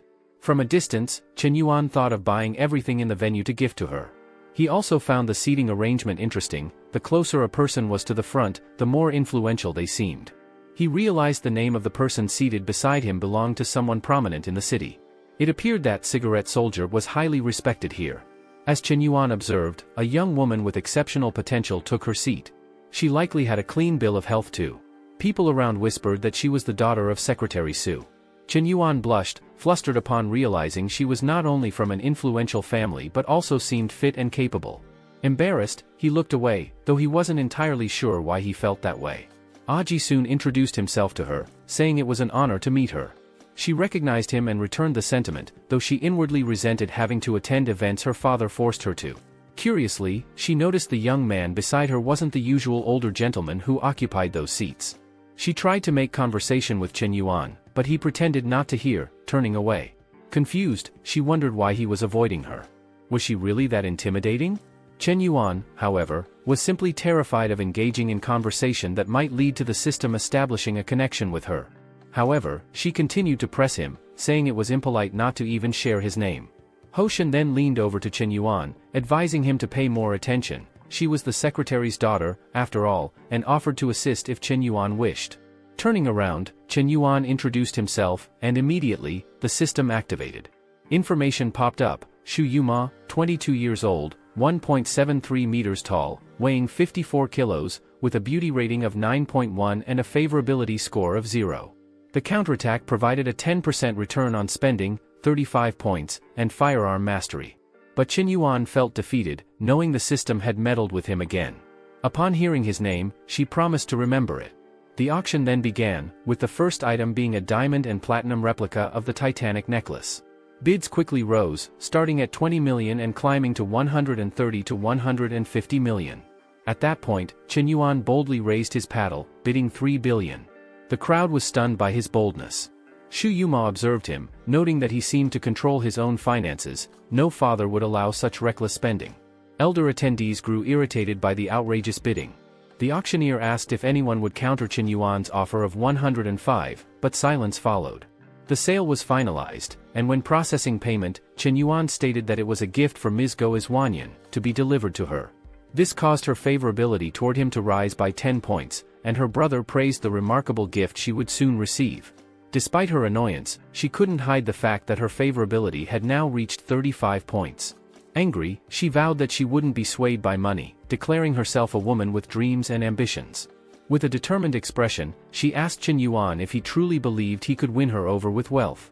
She'd show him her resilience. At that moment, the next item was presented, a crystal piano. The auctioneer announced a starting bid of 30 million. Bids went up quickly: 35 million, 40 million, 45 million. Naturally, Chen Yuan raised his bid to 200 million, thinking it would be a perfect gift for Ms. Kiki. Just then, a voice called out from the back, raising the bid to 210 million. He turned to see a woman mage with 2 flaming spheres, recognizing her as the heir to the Fire Group and owner of several gaming companies. He countered with 300 million, to which she replied with 310 million. He fixed her with a hard stare and raised it to 500 million. The elderly crowd lamented. Even the auctioneer seemed vexed by Chen Yuan's antics. The item was sold to him, and she acknowledged her defeat but scoffed that buying a piano just to show off without knowing how to play was foolish. Chen Yuan smirked, asking why she thought he couldn't play, then declared he'd perform. With 60 years of piano mastery thanks to the system, he began to play, and the room filled with emotions as he performed, bringing some to tears. Girls were visibly moved, calling his music nectar for the ears. Shu Yuma, who had some professional music skills herself, grew interested, considering adding him. Chen Yuan noticed her warming up to him, yet bluntly said he'd forgotten his phone. But her interest was piqued, and he gained another 30 favorability points. Wondering why he kept meeting eccentric people, he watched as she insisted he give her his number so she could write it down herself. Apologizing, he claimed to have a poor memory. She retorted that she'd have someone track down his number, and they stood silently, locked in a standoff. Resigned, he said he'd add her contact, and she remarked that she'd known he'd had his phone all along, only trying to mess with her. Reflecting that good things don't just fall into one's lap, she thought to herself, "You have to go after what you want." The auctioneer then announced a new round of sales involving failing companies. Chen Yuan's eyes gleamed with interest as the woman announced a streamer company recently facing troubles and closing down. The opening bid was 50 million, and Chen Yuan immediately offered 60 million. He was perplexed that no one else bid, while everyone else assumed he'd triple the price again. The presenter jested that Chen Yuan was determined to acquire everything in sight, but no other bids followed, and the company was his. As the auctioneer wished him luck in restoring the company, one man in the room, determined to ruin Chen Yuan's joy, discreetly gathered information to bring him down. He learned that the young man was 21 and hailed from Hubei province. His parents harvested oranges and maintained a pond. The investigators researched all the schools he attended, from high school to university. However, a hacker revealed that his bank account was of the global VIP type, a card reserved for fewer than 50 individuals worldwide, typically used for international transactions. An older gentleman couldn't believe it, a farm boy with a card normally reserved for heads of state. Convinced that even the hacker's data was being manipulated, he realized that Chen Yuan must have the power to alter government records and warned the hacker to stop investigating this dangerous individual. AOG noticed the man digging into Chen Yuan's background and discovered something that left him shaken. He began speculating that Chen Yuan might be a descendant of a secretive family. Gossip spread, and soon, everyone was convinced Yuan belonged to the mysterious Chen family, one of the 4 influential families with global reach. People whispered that the world was on the brink of a major upheaval. Even Hozhan grew uneasy, noting that only a dynasty could control such wealth. Meanwhile, Chen Yuan was wandering around, wondering who had spread this rumor, given that his father was simply a fruit vendor. But before he knew it, he was surrounded. People were offering him room numbers, asking him to dance, and one even volunteered to do a backflip to impress him. Flustered, he looked around for an escape and spotted Gao Zhuanin from afar. Seizing the opportunity, he declared he already had a dance partner and made his way toward her. Approaching her, he asked for a dance. Embarrassed, she hesitated, worried he might take advantage, but since he had gifted her the necklace, she felt it would be impolite to refuse, so she reluctantly agreed. Pulling her close, he mentioned that he had turned down 18 others just to dance with her. Using the system, he gained dance skills, and she was touched, noting his warmth and graceful moves. She thought he was full of surprises, but not unpleasant ones, and she found herself starting to enjoy his company. Yet all this effort only earned him a modest 5 favorability points, a tough climb indeed. The crowd murmured about the two, and Chu Yuma found it odd that he was interested in a girl with a scandalous past. Still, at least he wasn't giving in to the mob vying for his attention. Naturally, she was irritated that he had chosen Gao over her. Just then, the same man who had asked her to dance earlier tried again, but she dismissed him, saying she had no interest in older men. The poor man, called old at 30, left feeling crushed. Chen Yuan, meanwhile, was pleased with the small favorability gain from the dance. Soon after, another woman approached him, requesting a dance before he left. The previously rejected man grew angrier, but Chen Yuan coolly replied that he was too tired from his last dance. She shrugged it off and instead asked what he wanted to know about her. Impressed by her persistence, he suggested they talk in a quieter spot. She continued to question him, asking if the actress was his girlfriend, to which he replied no. Excited, the woman took it as a sign that she had a chance. She then inquired about the actress's scandal, and he assured her he didn't care, noting that her reputation would soon recover since he was backing her. When she asked how much he had spent, he replied that he regrettably hadn't spent much, just a few luxury cars, a mansion, and financing 2 $500 million films. Chu Yuma was alarmed, convinced that Chen Yuan was being played. She figured he must have been raised in isolation, focused solely on honing his skills, making him an easy target for Gao Zhuanin's financial demands. Turning to him, she asked if he didn't think her requests were excessive. Chen Yuan dismissed the question, stating that it was natural for a man to spend on a woman, hence his recent $200 million transfer. Grabbing his tie, Yuma cautioned him that he was being deceived and taken advantage of, especially since their relationship wasn't even official. Regaining her composure, she remarked that although it was his money to spend, he would ultimately face the consequences. Chen Yuan insisted he wasn't a fool, but Yuma couldn't shake the thought that love always clouds judgment. Reflecting on his piano performance and extravagant bids, she found it hard to believe such a talented man could be so naive. Her favorability rose further, reaching 45 points. Chen Yuan knew well that she thought he was being taken advantage of by Gao Zuinian, but little did she realize that, in the end, he would be the one emerging victorious. With a mischievous grin, he remarked that she didn't truly know the big brother's skills. Turning to her, he warned her not to criticize Gao Zuinian anymore, saying her behavior was too similar to the very actions she was judging. Stung, she stormed off, fuming that she had a better background, looks, and personality than that actress. Determined, she left, muttering that Chen Yuan should just wait, soon, she'd have him too, as she always got what she wanted. Chen Yuan, on the other hand, sighed and decided he'd need to keep his distance from her in the future. At the end of the event, everyone wanted to connect with him. While he was on his phone, Hashan introduced him to a new acquaintance, Zhou Xiaowei. Zhou was incredibly shy, and Hashan urged him to lift his head and address Mr. Cigarette. Chen Yuan asked why Zhou was so timid and what had brought him there. Zhou hesitantly explained that his family was selling a massive skyscraper. Intrigued, Chen Yuan asked for details, and Zhou revealed it was over 10 stories high, with 1,000 square meters per floor, valued at 2 billion. Even Hashan was taken aback, unaware that his chubby friend was a billionaire. Chen Yuan told Zhou to add him and that he'd come by sometime to check it out. Zhou seemed a bit stunned, assuming Chen Yuan might want just a floor or two, but it seemed he was interested in the whole building. Before leaving, Zhou asked him not to sell it to anyone else, to which Chen Yuan agreed. In the taxi, Chen Yuan pondered who he'd gift a $2 billion building to. It couldn't just be any girl, she'd need a strong mental constitution to handle it. As the taxi accelerated, he lowered his face, and suddenly, the driver got out to confront a woman blocking the road. To Chen Yuan's surprise, it was Bingshu. She climbed into the taxi, instructing the driver to start moving, leaving everyone baffled. Chen Yuan glanced at her, wondering why she was there. Bingshu, enthusiastic about her first job after graduation, explained she was there as a representative of the Carpfish app, seeking investment. Chen Yuan, somewhat flustered, interrupted, asking if she was there to ask for help. She replied that it was indeed a request, but that it would be mutually beneficial. Amused, Chen Yuan pressed, asking if she was begging for assistance. She admitted as much, only to question why he was using money to humiliate her like this, nearly on the verge of tears. Chen Yuan, satisfied, moved closer, knowing exactly what irritated her, and said that if she was coming to him for something, she should be prepared to offer something in return. Even the taxi driver thought he was being a jerk. Bingshu slapped him, shouting that's why he didn't deserve Kiki.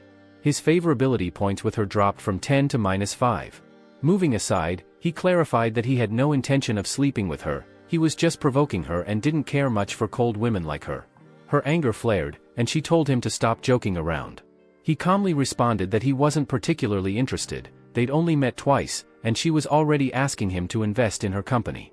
Besides, she disrespected him previously and hadn't even apologized. He snapped, ordering her to disappear and instructing the taxi driver to stop. But just then, Chen Yuan realized his troubles were only beginning. The taxi was encircled by 3 vans. Unfortunately, it wasn't a crowd of admiring fans but a group of strange men emerging from the vehicles, a gang of criminals seemingly hunting him. Chen Yuan braced himself for a rough night. Bingshu asked what they should do, and he sarcastically replied that they should just surrender. The criminals, encouraged by his compliance, suggested they wouldn't tie him up too tightly. But he responded with a swift kick to the leader's neck, shocking everyone. Chen Yuan knew this wasn't some harmless prank, these were real criminals, not high school troublemakers. However, his martial arts skills made short work of them. One of the criminals attempted to use Bingshu as a hostage, but she fought back, putting one in a chokehold and even knocking out a tooth. The man, bewildered, wondered what sort of cursed woman she was. Chen Yuan realized that with her involvement, things had taken a dangerous turn. With no other option, he poured all his accumulated points into strength, constitution, and agility. Even his system warned him he'd be a force to be reckoned with on the battlefield. With terrifying speed, he unleashed a flurry of punches, flooring each attacker. The leader, desperate, ordered them to seize Bingshu again, but she kneed him in the groin, muttering that more men needed to learn their place. But just then, one of them pulled out an apple peeler. He lunged toward her, shouting that she needed to die. Bingshu was terrified, certain her life was over. But someone caught the blade bare-handed. It was Chen Yuan, who sneered that threatening women was pitiful. Blood dripped to the floor as Bingshu trembled, realizing how close she had come to death. Chen Yuan kicked the man, calling him disgraceful. Moments later, every attacker lay in red-stained puddles. Bingshu mumbled to herself in shock before leaping into Chen Yuan's arms, crying that she'd almost died. That's when he realized the Ice Queen had a soft, endearing side. He gently reassured her, saying there was nothing to worry about since he was there to help. He clarified that the things he'd said in the taxi were only jokes. In truth, he admired her. She looked up, asking if he really meant it, and he assured her, saying he'd even check out the carp fish company because he believed in its potential.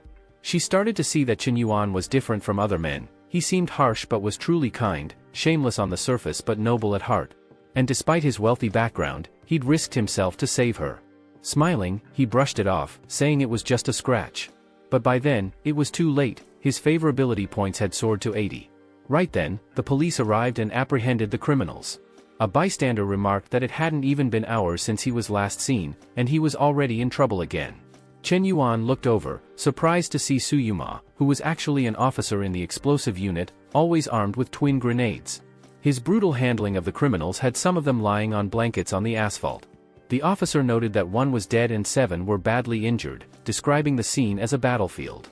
Suyuma thought that while 8 criminals had come to take him down, the tables had turned. Admiring his combat skills, she joked that maybe he was worth the tea. Meanwhile, Bingshu gazed at him, clearly bothered by the attention he received from other women. Growing irritated, she approached and told him they both needed to go to the station to recount the events. Later, at 3 a.m., an officer came to release Bingshu, but she asked if Chen Yuan would be joining her.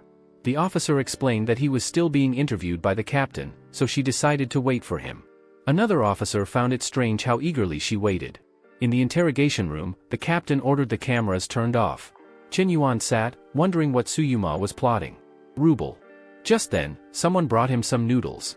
As he ate, he remarked that he hadn't expected her to be a police officer. This comment earned him 5 more favorability points, and she hinted that the possibilities were limitless. Chen Yuan was amused, wondering how eating noodles could increase favorability. He then asked why he, the victim, was being held. She moved closer, telling him not to forget that he'd taken a life today, then grabbed his chin and asked what his relationship with Bingshu was. Flustered, he explained she was only there to discuss an investment. Out of nowhere, she began tearing up the room. Caught off guard, he asked what she was planning. But, respectfully, she pulled out a first aid kit, telling him not to overthink it. Seeing his stunned look, she found it ridiculous that he thought she'd hurt him. He reassured her he'd never assumed that, but added that since she was busy, he could handle it himself. She told him to stay still, chiding him for being so clumsy that he'd hurt himself further. Realizing she was playing some kind of game, he remembered how girls had used this tactic in the past, acting caring and attentive at first, only to later abandon him, leaving him humiliated. Seeing Yuma as another manipulator, he was sure it was all a trap for a Sigma like him. So he got up, telling her to keep her distance since they'd only known each other a day. Yuma asked what he was talking about, insisting she was only bandaging him. He clarified he wasn't angry but wanted her to know he liked someone else. He waxed poetic, saying life was full of encounters but, unfortunately, her chance had passed. If they'd met sooner, things might have been different, but if he changed his mind too easily, she wouldn't respect him either. Clearly, nothing was getting through to this intense girl, who now seemed convinced he loved her deeply. Frustrated, she went off the rails, and our boy dashed straight for the taxi. From above, the madwoman observed, determined not to lose him to any of those other cursed women. Meanwhile, Bingsu was asleep at the police station. When Chen Yuan finally got home, he was exhausted from the chaotic day and just wanted to rest. But as he entered, he heard the shower running. He spotted a silhouette through the mist and thought the president enjoyed testing his patience. An angel whispered for him to stay calm, while the devil encouraged him to go in. But then an unknown girl stepped out of the shower, commenting on how cozy it was. Spotting Chen Yuan, she froze, terrified, and screamed for help. Later, she sobbed to Kiki, claiming she would never marry now that she'd been seen. Losing his patience, Chen Yuan was about to take his own shower, but Kiki's friend was furious, saying the rascal had seen everything. Kiki tried explaining that Chen Yuan was a good friend, but Meng Meng found her defense suspicious and demanded to know what was going on between them. She ran to Kiki, warning her to avoid lowlifes, especially now that she had a new house and was a successful streamer with millions of followers. She couldn't afford to associate with someone like him. Embarrassed, Kiki protested, explaining that Chen Yuan was actually an exceptional man. She hadn't told Meng Meng the house wasn't hers. But Meng Meng kept ranting about him, saying he was no match for the man who had spent a fortune at yesterday's auction. Just then, someone knocked on the door, announcing a delivery. Meng Meng inquired, and they replied it was a piano from Chen Yuan. Expecting an old piano, she was stunned when a helicopter landed in front of the house, delivering it alongside an armed battalion. When they finally placed it in the living room, Meng Meng grew impatient and pulled off the cover. She was momentarily blinded by the crystal piano's brilliance. Realizing it was genuine, she began questioning her assumptions about him. A news report then played, showing Chen Yuan as the mysterious millionaire who had spent over $500 million at the auction. Poor Meng Meng was floored, realizing her mistake. Kiki turned to her with a knowing smile, reminding her that she had said Chen Yuan was exceptional. Just then, he entered, seeing the piano finally in place.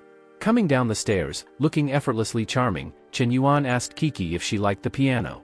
She replied it was stunning, maybe even too much. He mentioned he had a business meeting and asked if she wanted to join him. With Meng Meng staying over, Kiki apologized, saying she couldn't go. Chen Yuan left without much thought. At that moment, his system registered a connection with Meng Meng, granting 20 points. Chen Yuan was unimpressed. This was Kiki's best friend, and he didn't want her crossing boundaries. While Kiki happily played music, Meng Meng could only think about having someone as handsome as Chen Yuan. Uninterested in meaningless company, he called Ruoyu to join him on the business trip. She was upset, noting how he'd been distant and now only invited her for something so casual. Frustrated, she muttered that all men were the same, and his favorability score dropped to 95. Chen Yuan, unaware of her complaints, wondered why his points dropped despite doing nothing. As he met her, he asked if the point deduction was because he hadn't picked her up. But, in classic Sigma fashion, he brushed it off, deciding to call his chubby friend to arrange a ride instead, knowing apologies would just stir up unnecessary drama. Meanwhile, in another building, a man was chatting with his friend, asking if this Kun Huang really lived up to his reputation. The chubby guy's father, who was nearby, was intrigued, mentioning he'd heard the kid was very wealthy. The friend confirmed, saying the boy was indeed impressive. Not far off, an older man with Shutong, a new employee, watched them, curious about why such high-profile people were there. She asked if this guy was someone important, and the old man warned her to keep an eye on the Mohawk guy, the wealthiest one present. Surprised, Shutong wondered why a millionaire would think someone else was even richer. As she scanned the room, she noticed a familiar face among a couple. Was it really him? The man greeted Chen Yuan, who acknowledged the gesture, commenting on how humble he was to have come in person to meet him. The son then arrived, mentioning that everyone was eager to meet him.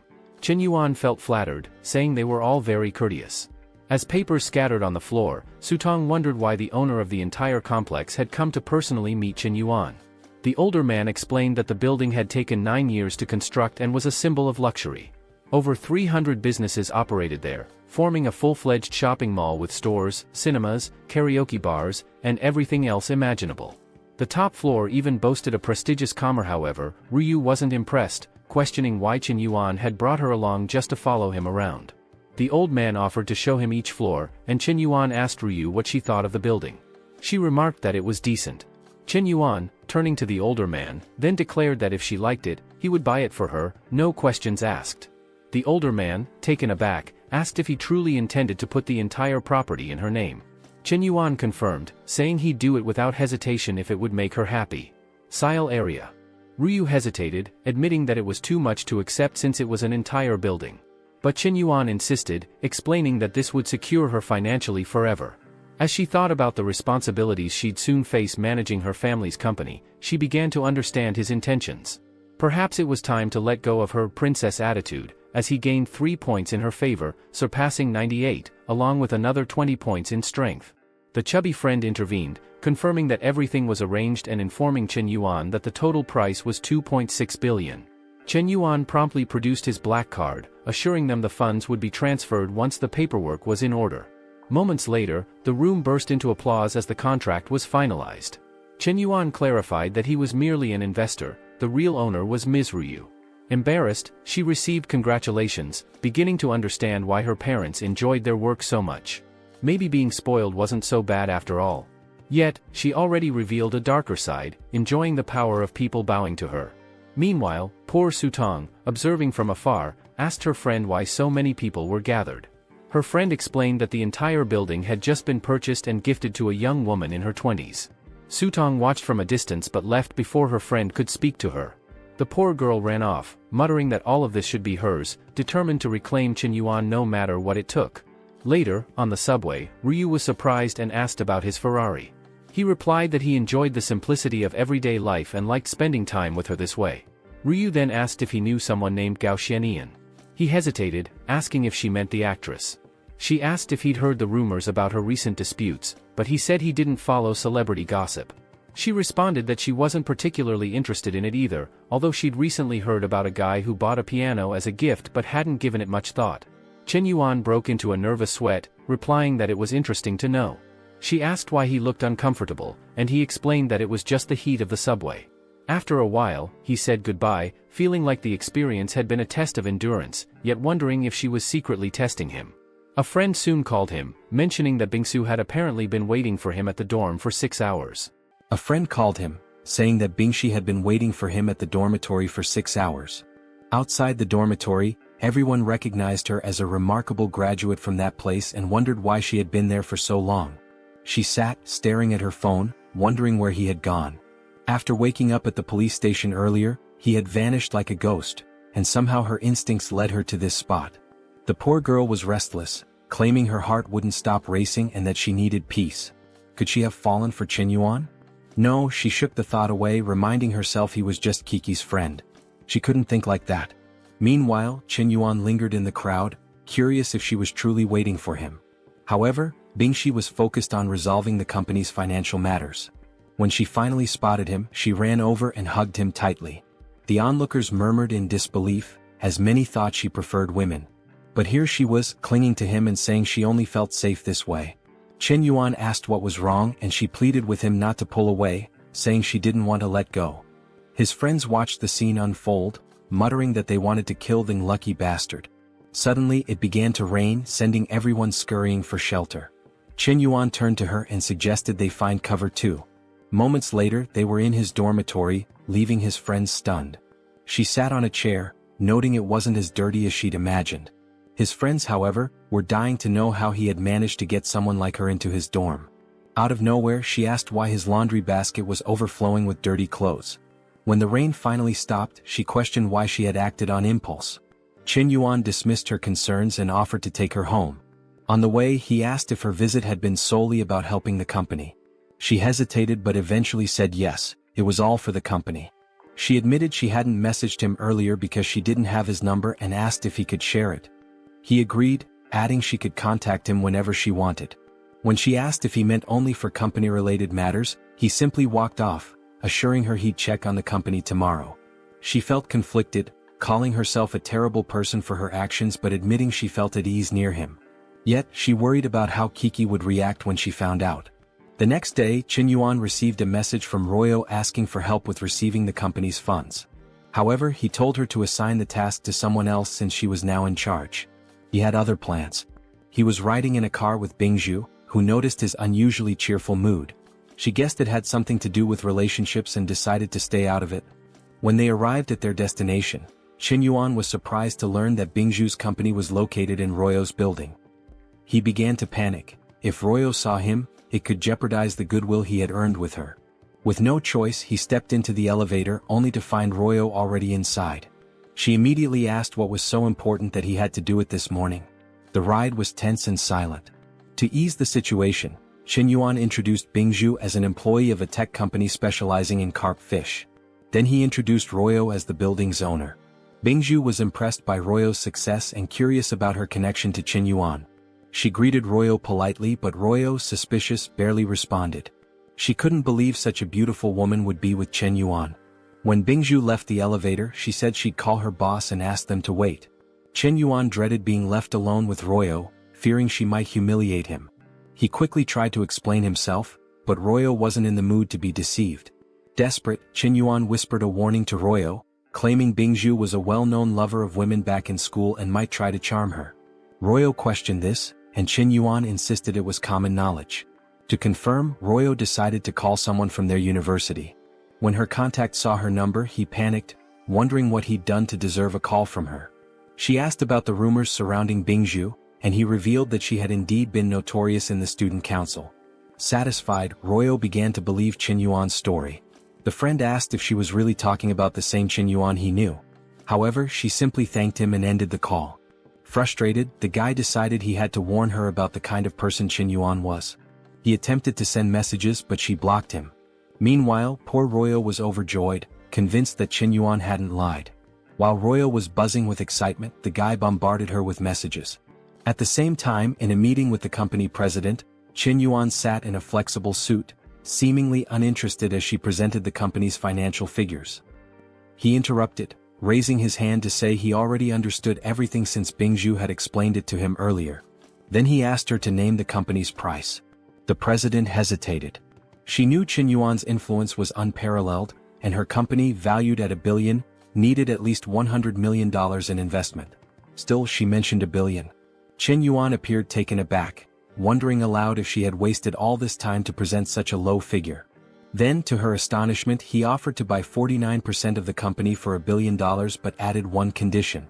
The president, shocked by the generous offer, nervously asked about the condition. She briefly wondered if his intentions were inappropriate, but if he pressed too much, it wouldn't be a significant problem. Chen Yuan revealed that the shares would need to be transferred entirely to Bingzhu's name. After making his terms clear, he left, leaving the president stunned. Later, Bingzhu asked how the meeting had gone. Chen Yuan praised her, saying she worked hard and would soon receive a promotion. Bingzhu dismissed his compliment, stating she wasn't there for recognition and instead questioned his motives. She suspected something was going on between him and Ruiyu, cautioning him to be mindful of the president's genuine feelings. Chen Yuan deflected, remarking that he had no intention of choosing someone with its psychopathic look. When Bingzhu pressed further, asking what kind of business he was conducting, he smirked villainously and asked if she thought it was wrong. Offended, she accused him of being vulgar, regretting that she had imagined him differently. In response, Chen Yuan reminded her of her bold behavior the previous day, grabbing his arms and inviting him to her home. He asked if she expected him to choose her after such actions, pointing out that as Kiki's friend, she had no business flirting with him. He concluded by telling her she lacked the moral ground to judge him. Outside, Chen Yuan felt triumphant, satisfied with the moral lesson he'd delivered. Bingzhu, on the other hand, reflected on her actions, wondering if she had been hypocritical. She reluctantly admitted that her behavior disqualified her from lecturing him. Soon after, some employees announced an emergency meeting called by the president. Nervous about the negotiations' outcome, Bingzhu joined the others in the meeting room. To everyone's surprise, the president declared that Bingzhu would be the new vice president, effective immediately. Confused, Bingzhu wondered why she had been promoted. The other employees were furious, especially since she'd only been with the company for a week. The president silenced their complaints, emphasizing that Bingzhu was a skilled and wealthy individual who had contributed significantly to the company. She then presented the contract proving that Bingzhu owned 49% of the company's shares, making her position unquestionable. Internally, the president marveled at Chen Yuan's boldness, so young and already purchasing nearly half the company. Meanwhile, others whispered among themselves, surprised by Bingzhu's apparent wealth. The president raised her hand, leading everyone in applause. Overwhelmed with emotion, Bingzhu wondered if this had been Chen Yuan's doing. She recalled his earlier question, "How can you be so sure I won't choose you?" Blushing, she convinced herself that this was proof he had chosen her. Her admiration for him deepened, raising her favorability points to 95. Now utterly devoted, Bingzhu felt indebted to Chen Yuan, while he gained 35 strength points. Since his billion-dollar investment had already yielded $100 million in returns, he smugly declared that having a strategic spending plan was the key to success. Unlike his earlier reckless spending on Seoul, his calculated approach now brought substantial gains. At that moment his phone rang. It was Gao Xuanyan crying and asking if she was an idiot. Concerned, Chen Yuan asked what had happened. She explained that the former director had rallied people to tarnish her reputation, leading the industry to vilify her once again. Her public image was in ruins. Shocked, Chen Yuan wondered who could have overturned his previous counterattack. After all, he had spent $200 million to restore her reputation. He reassured her to stay calm, promising to handle everything. The culprit, Wang Yehu, also known as War Tiger, was infamous for exploiting women in the industry. However, it seemed this sudden backlash wasn't solely his doing. Another actress, Fang Jinyuan, had played a significant role. Curious, Chen Yuan asked if Fang Jinyuan was that influential.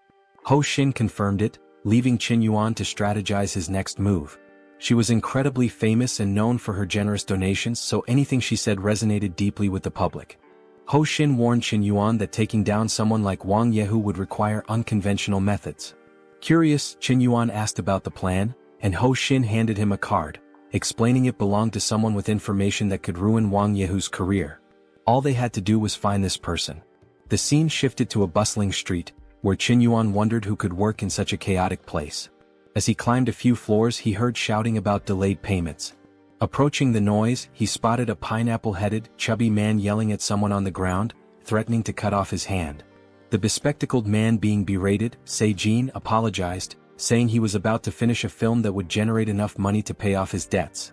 The chubby man wasn't convinced, accusing Se-jin of offending Wang Yehu, also known as Tiger, and declaring it impossible for his film to succeed. Se-jin insisted that his movie had potential and would be successful this time. Just as the chubby man raised his hand to strike, someone ordered him to stop. The next moment he was punched in the face and left reeling. Startled, the chubby man looked up to see Chen Yuan, who asked if he had already forgotten him. Immediately, the chubby man began to cry, recalling his father's warning to never provoke Chen Yuan. He apologized profusely, promising to leave immediately, and fled with his group. Se-jin, impressed by the display, eagerly introduced himself to Chen Yuan. Chen Yuan explained that he was there to ask a favor, but Se-jin had his own request. Dropping to the ground, Se-jin pleaded to be adopted as Chen Yuan's son, desperate for help. After the situation was clarified, Se-jin asked if Chen Yuan really wanted to take down Wang Yehu. Chen Yuan firmly replied that while he didn't plan to be anyone's sugar daddy, he did intend to destroy Wang Yehu. Se-jin, intrigued by Chen Yuan's capabilities, revealed that he had information that could ruin Wang Yehu. When Chen Yuan asked about the price, Se-jin cheekily suggested that Chen Yuan become his sugar daddy and invest in his films. Touched by Se-jin's determination to pursue an artistic career, Chen Yuan revealed that he was starting a film agency with Gao Wazuanian and invited Se-jin to join. He assured Se-jin that money wouldn't be an issue. Elated, Se-jin agreed and declared their loyalty to one another. Handing over a USB drive, he said it contained a secret weapon that could shake the entire entertainment industry. Chen Yuan asked what kind of video it was, and Se-jin replied that everything would become clear once he saw it. The footage featured Wang Yehu and a popular actress in compromising situations. Chen Yuan remarked that such evidence could be used to threaten both of them. Se-jin cautioned that using the video would be risky, but Chen Yuan assured him that with his support, nothing would go wrong. Meanwhile, at Gao Wazuanian's house, she was furious that people had been cursing her non-stop for 3 days. Frustrated, she began to consider leaving the entertainment industry. When her phone rang, she saw it was Chen Yuan calling. Curious, she answered, and he asked if she was alone. Embarrassed by the question, she confirmed she was. He then said he would come over, leaving her flustered as she wondered why he wanted to know if she was alone. Imagining all sorts of scenarios, she prepared herself, her nose bleeding from embarrassment. 10 minutes later, he arrived at her door with a chubby man in tow. Her fantasies were dashed as she wondered who the man was. She accused Chen Yuan of being crazy for showing up unannounced, but he ignored her remarks and introduced Yang Se-jin as a talented director. Now even more embarrassed, she realized his visit wasn't for anything inappropriate but to discuss business. Later, her shock grew as she watched the video. Chen Yuan confidently declared that they could use it to shift public opinion. While Se-jin talked about starting film production, Chen Yuan reflected on his investments, eager to boost his favorability points with Gao Wazuanian after spending 2 billion on her. The video was released online, exposing the interactions between the actress and Wang Yehu. The press tore the actress apart, and the public turned against her. Furious, she wondered who had leaked the video. Meanwhile, the police set a trap and caught Wang Yehu red-handed with another woman, leading to his arrest. As the handcuffs clicked into place, he knew it was over for him. Capitalizing on the shift in public opinion, Gao Wazuanian held a press conference, announcing the launch of her own film company in partnership with director Se-jin. They revealed that they had secured 2 billion from investors to produce a masterpiece, impressing the gathered journalists. Chen Yuan watched the scene unfold with satisfaction, feeling like the mastermind pulling the strings behind the scenes. It wasn't a bad position to be in after all. The man blocked by Rue wasn't ready to let Chen Yuan off the hook. He called President Kiki, claiming he had something important to tell her about Chen Yuan. Not long after, Kiki was furiously confronting him, though her more level-headed friend suggested she calm down. Kiki acknowledged that the rumors about Chen Yuan being involved with many women might not be true, but she couldn't ignore how distant he had been lately, which made her impatient. Mei Mei understood that a man like Chen Yuan would naturally attract attention from women, but he seemed devoted. Nearby, Bingshu stood, hesitating over a decision. She spotted the president and wondered how Kiki had known she'd be there. Kiki questioned why Bingshu, a graduate, hadn't informed her about her visit. Bingshu explained she was there for a business-related discussion with Chen Yuan. However, Kiki, aware of Bingshu's past disdain for Chen Yuan, found it strange that she was now willing to collaborate. Suddenly, a car pulled up in front of the dormitory, and everyone turned to see who had arrived. Rueyu stepped out, immediately drawing attention. Even the women competing for Chen Yuan were impressed by her presence. Rueyu asked if anyone knew Chen Yuan and where he lived. Kiki, suspicious, asked what she wanted with him. Rueyu, noticing her tone, inquired about Kiki's relationship with Chen Yuan. The tension escalated until Meng Meng intervened, urging them to stay calm. Later, the four of them gathered at a restaurant. Rueyu broke the ice by asking Kiki if she liked Chen Yuan. Kiki confidently replied that he liked her too, so it didn't matter. Rueyu dismissed her as delusional, reminding her that Chen Yuan had been pursuing her for 5 years and even endured a beating for her in high school. Meng Meng, who had once tried to win Chen Yuan's affection, now defended Kiki, pointing out that he had gifted her a mansion and an expensive piano. Hearing this, Rueyu recalled the news about the piano and wondered if Chen Yuan really was involved with multiple women.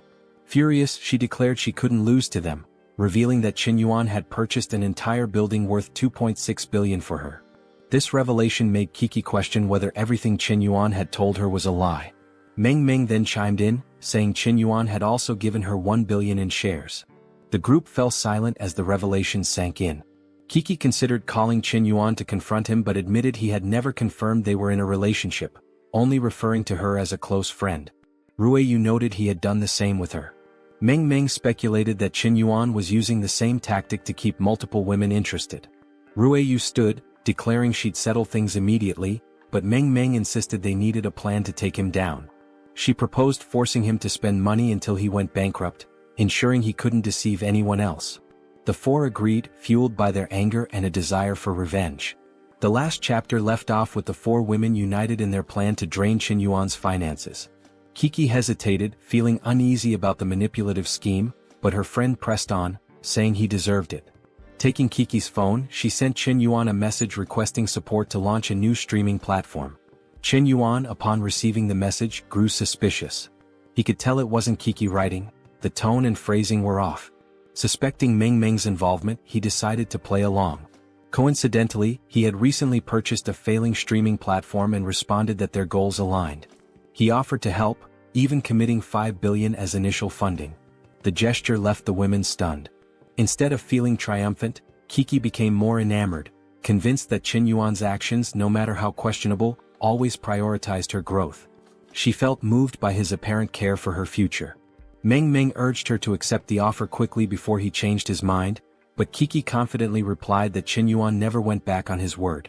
As Kiki finalized the arrangements, she simmered with frustration, unable to understand why a man like Chen Yuan was so hard to come by. Meanwhile, in his room, Chen Yuan was fully aware that Meng Meng had been behind the messages. Her style was unmistakable, and he saw her interference as an opportunity to spend even more money strategically.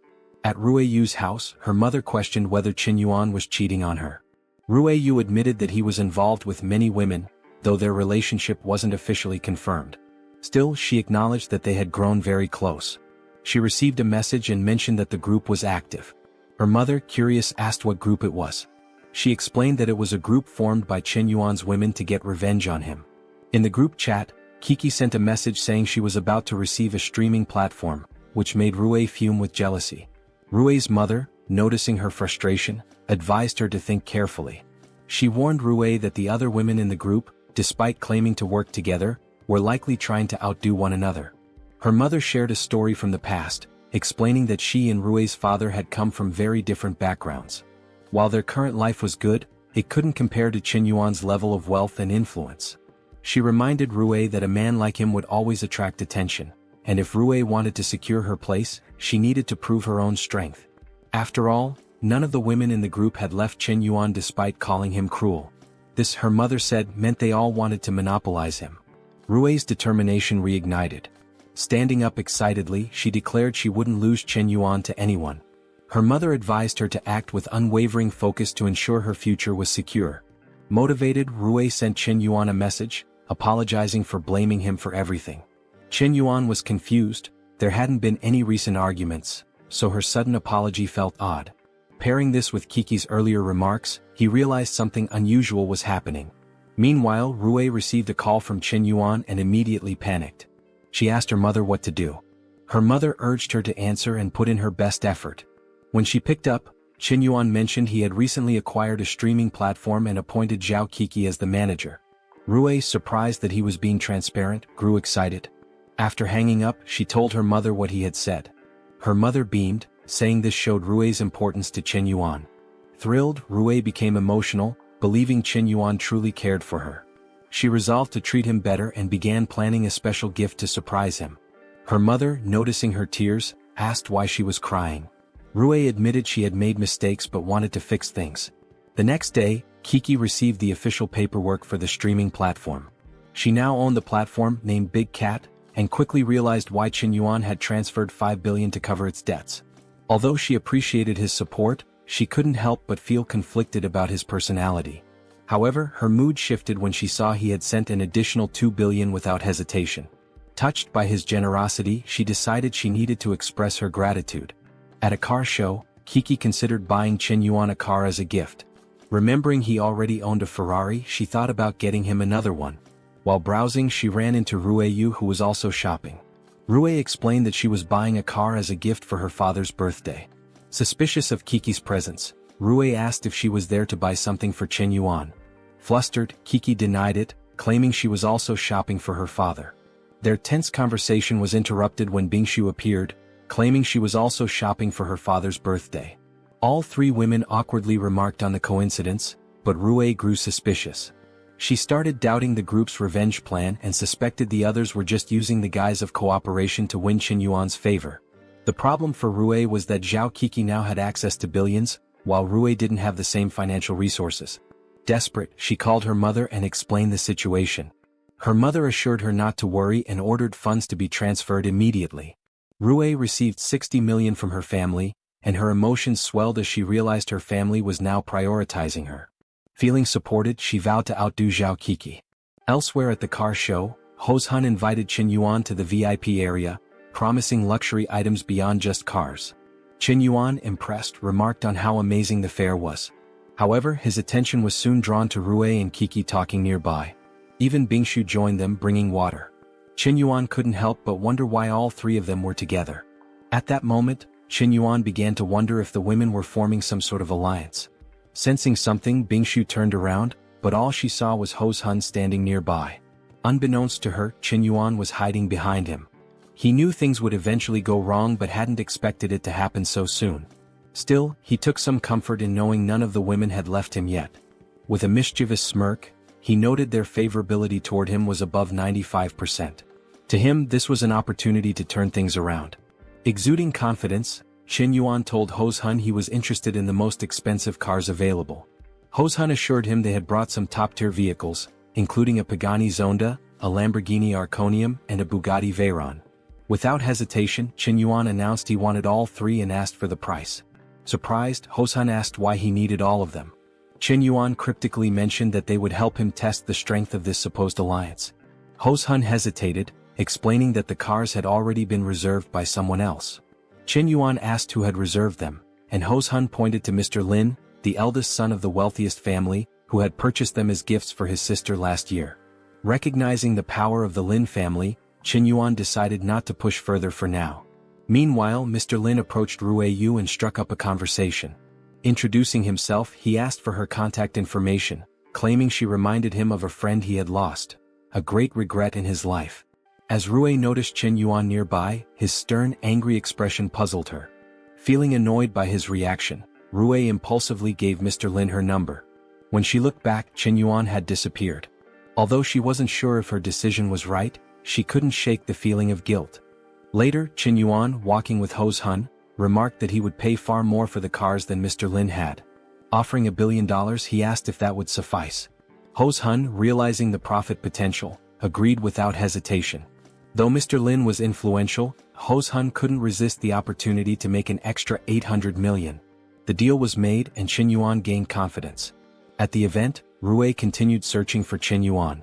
Suddenly, workers brought a grand piano into the middle of the exhibition, confusing the crowd since such performances were uncommon at car shows. Out of nowhere, Chen Yuan began playing a melancholic piece of music that no one had heard before. The haunting melody moved many to tears, evoking memories of distant loved ones.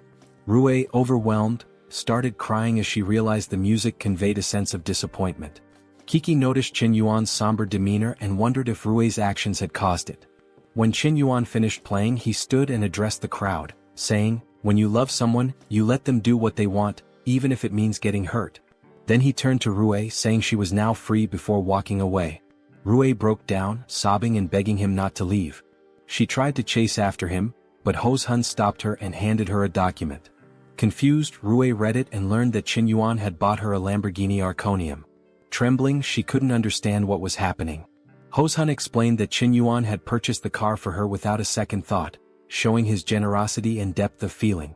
Rui, devastated, realized she had betrayed his trust out of selfishness. As she stood there crying, Kiki and Bingshu approached to console her.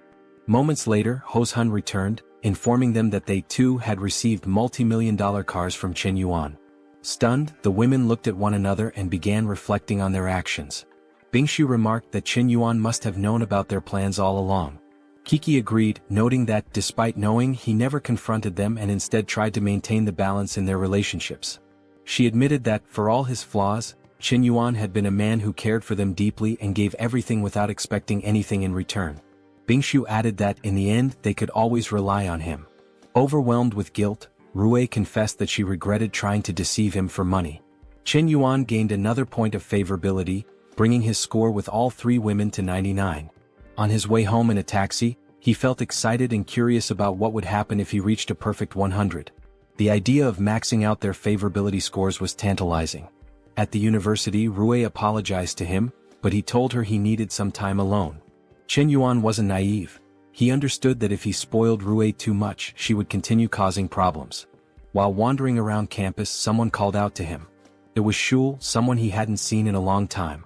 She appeared more casual than usual, and something about her seemed different. Without waiting for him to respond, she grabbed his arm and said she wanted to show him something. Curious, Chen Yuan followed her to an apartment. When they arrived, he asked what she was planning, but she told him to be patient. She opened the door, revealing walls covered in portraits of him. Embarrassed, he asked if she had done all this herself. Shul confirmed, explaining that the apartment felt too empty, so she filled it with his portraits. Chen Yuan asked if that was the surprise, but Shul said it was only part of it. She then revealed that the apartment itself was her gift to him. Shocked, Chen Yuan asked if she was seriously giving him the entire apartment. Shul explained that after the donation Chen Yuan made to her father, he had stopped gambling and rebuilt their family's financial stability. As a result, his business had flourished.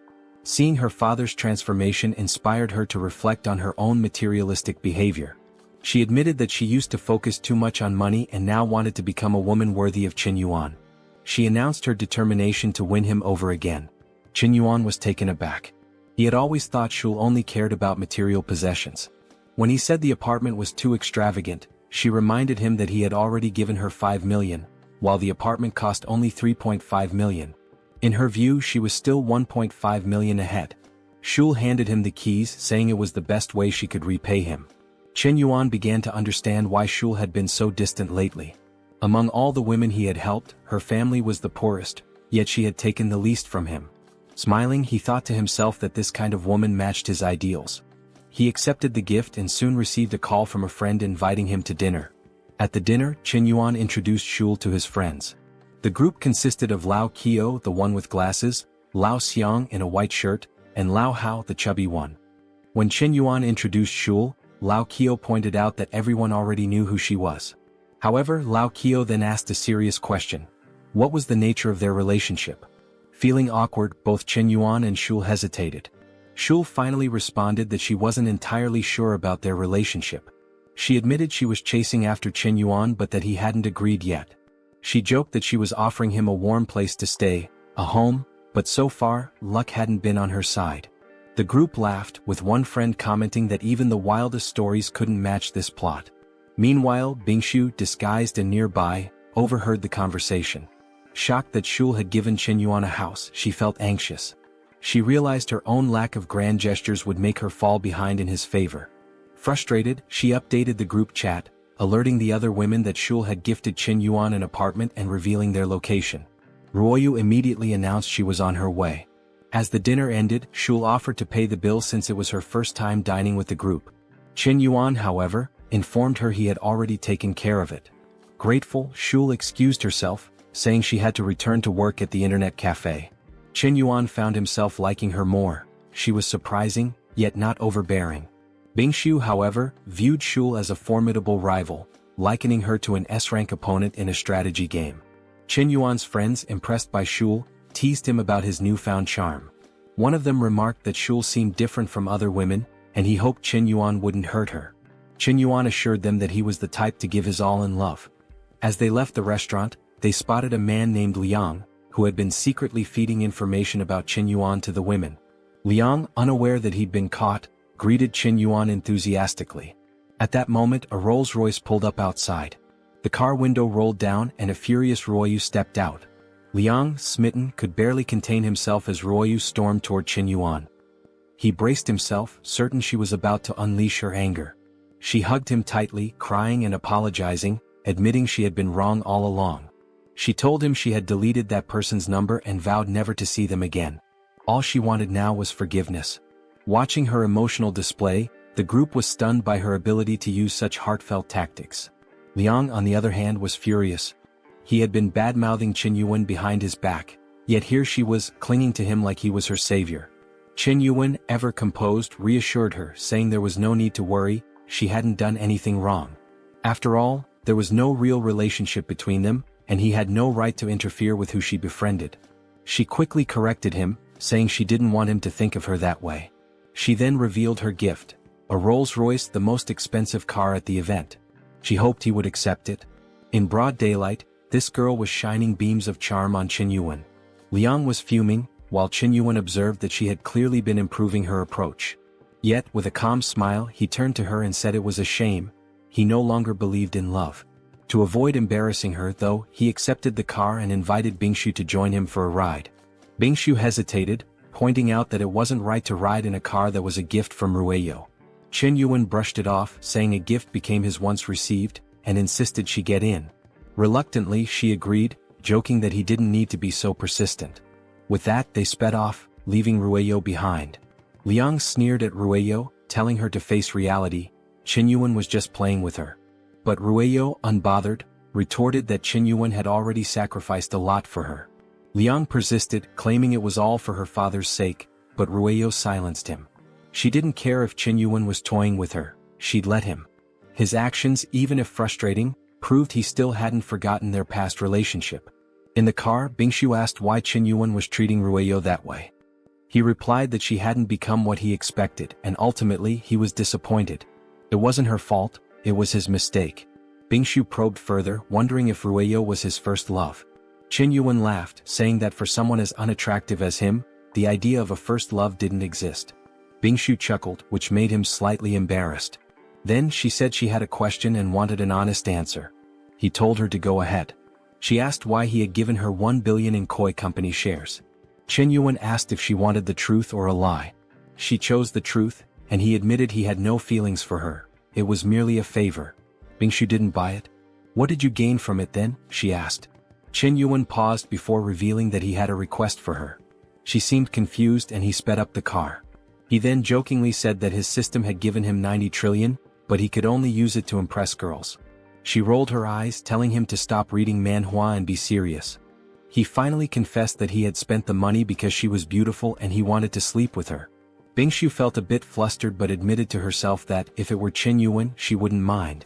This startled Chen Yuan. This woman had changed significantly, and he began to suspect she might have some personality issues. He dropped her off at home and drove away. Bingshu stood there, deep in thought. She had never experienced anything physical with him, but something felt strange.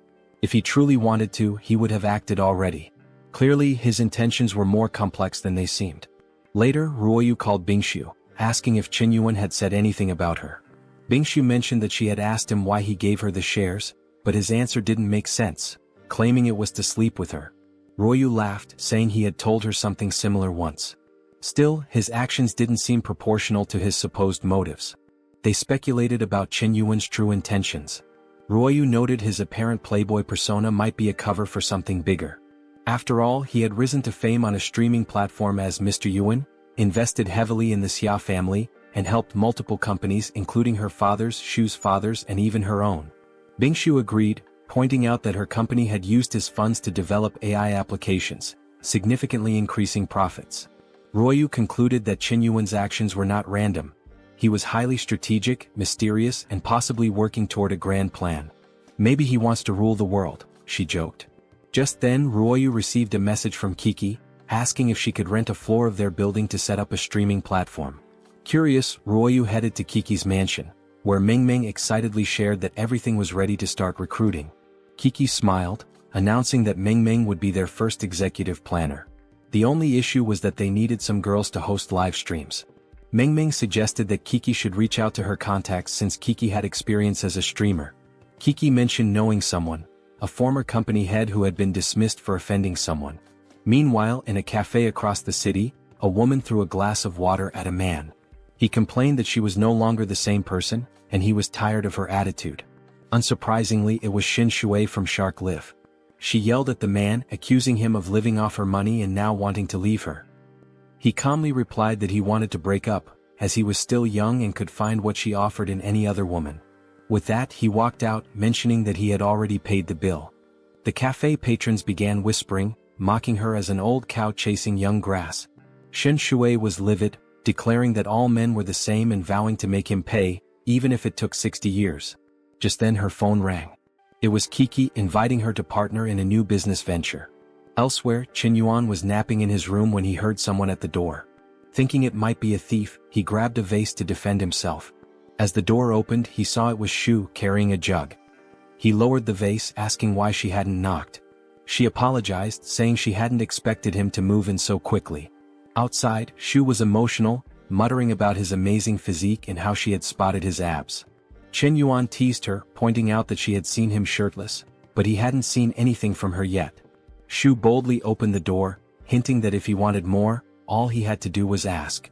He laughed, thinking she was bluffing, but she began to unbutton her shirt, telling him to get ready.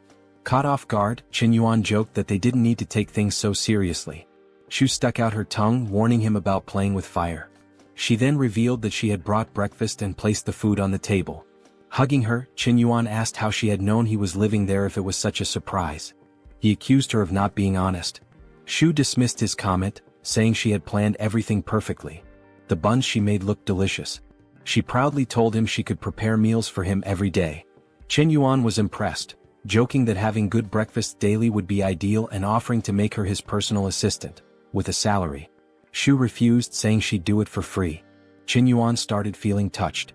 Even his system training wasn't helping him keep composed. And the food? It was so good that he understood why she had earned the nickname Heartbreaker. Suddenly, Gao Xianian called, asking for his help. Annoyed, Chen Yuan urged her to stop stalling and get to the point. She explained that the company wanted to start filming a new movie, but the city studio wasn't cooperating. Impatient, Chen Yuan told her to speed up her explanation, and she began rambling about the director and the TV network. Chen Yuan interrupted, offering to help immediately.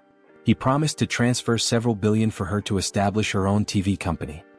He assured her he'd visit in a few days and only wanted to be kept updated. Gao Xianian was bewildered by how easily he spent such large sums, but Chen Yuan wasn't concerned. He returned his attention to Shu, thanking her for breakfast. Then he told her it might be best if he moved out. Surprised, Shu asked if she had done something wrong. He explained that if she kept entering without knocking, things could get awkward. He asked for a spare key and Shu agreed, handing one over. But Chen Yuan wasn't fooled. He knew she had more spare keys and warned her that if she didn't respect his privacy, he would leave. Shu promised to behave. As Chen Yuan stepped outside, a friend greeted him, saying he had finally arrived. Du Xiaoyu appeared as well, looking upset, wanting to discuss personal matters with Wenji. Du Xiaoyu, however, was thrilled to have made an effort with her makeup and suggested they eat somewhere fancy. but the group ended up at a simple corner shop instead. Wenji thanked Chen Yuan, saying he preferred modest places. Chen Yuan agreed, adding that they were more comfortable. He shared this sentiment with Du Xiaoyu, who expressed her gratitude but secretly began wondering if Chen Yuan was a poor man pretending to be rich. While they were eating, a TV broadcast caught everyone's attention. Gao Wenin appeared on screen, announcing that she had something important to share with the public. Chen Yuan smirked, thinking she couldn't resist the spotlight for even a simple announcement. However, it was revealed that a man named Chen Yuan had invested in the TV company they were planning to create. Wenji asked if they were referring to the same Chen Yuan he knew, while Xiaowei realized this man was far wealthier than she had imagined. Chen Yuan, on the other hand, was furious. He didn't want anyone knowing about his involvement. Wenji casually asked for Gao Wenin's autograph, and Chen Yuan promised to get it for him one day. When Wenji began talking about money, Chen Yuan quickly stuffed food into his mouth, silencing him. Meanwhile, Xiaowei began scheming, seeing Wenji as her potential ticket to wealth. If Chen Yuan gave Wenji something valuable, Xiaowei figured she could benefit by staying close to him. She leaned on Wenji, saying he was all grown up and should learn to take care of himself. At the office where the girls were working on their new company, they watched Gao Wenin's announcement. Kiki commented that Chen Yuan's involvement seemed typical for someone like him. The group speculated that he was connected to far more industries than they'd initially thought. Ruoyu suggested this had to have been a calculated decision made years ago. Bingshu agreed, noting that Chen Yuan's seemingly random actions always carried a deeper purpose. As Ruoyu reflected on everything Chen Yuan had done, she realized she couldn't fully understand his motives.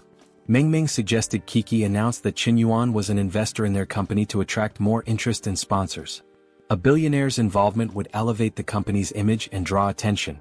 Ruoyu agreed, suspecting this might also be part of Chen Yuan's plan. They all concluded that he was intimidatingly strategic. At that moment, Xin Shui arrived and asked what they were discussing. Kiki replied that they were talking about Gao Wenin and their investor, Mr. Yuan. Embarrassed, Shui asked who Mr. Yuan was.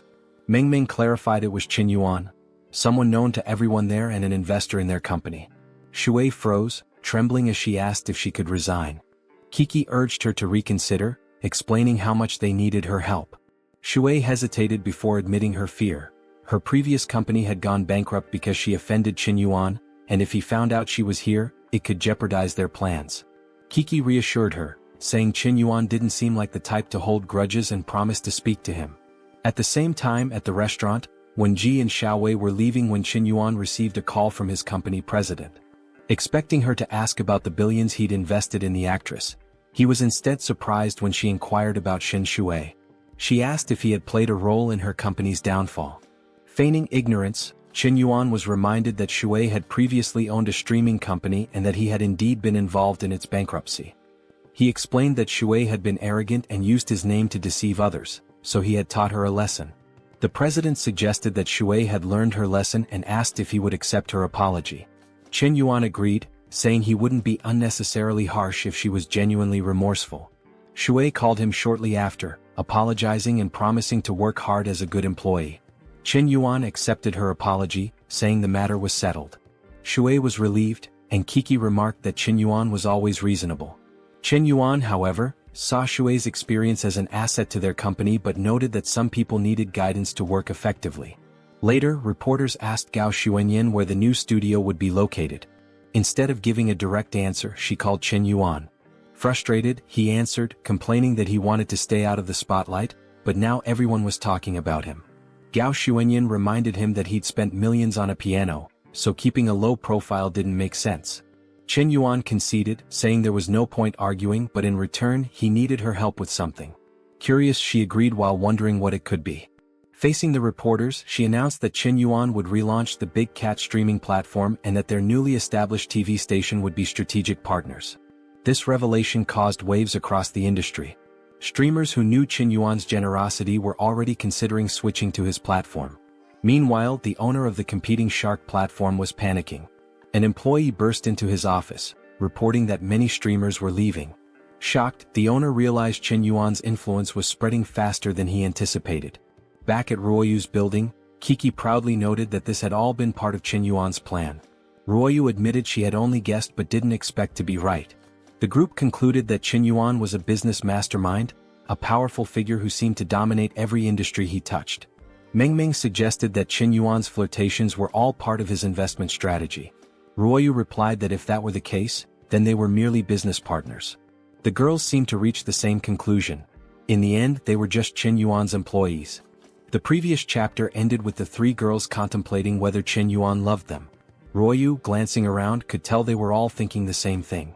Not wanting to hesitate, she confessed that she didn't know who Chen Yuan really liked. He could like all of them or none at all. Still, she decided she would stay by his side no matter what he chose.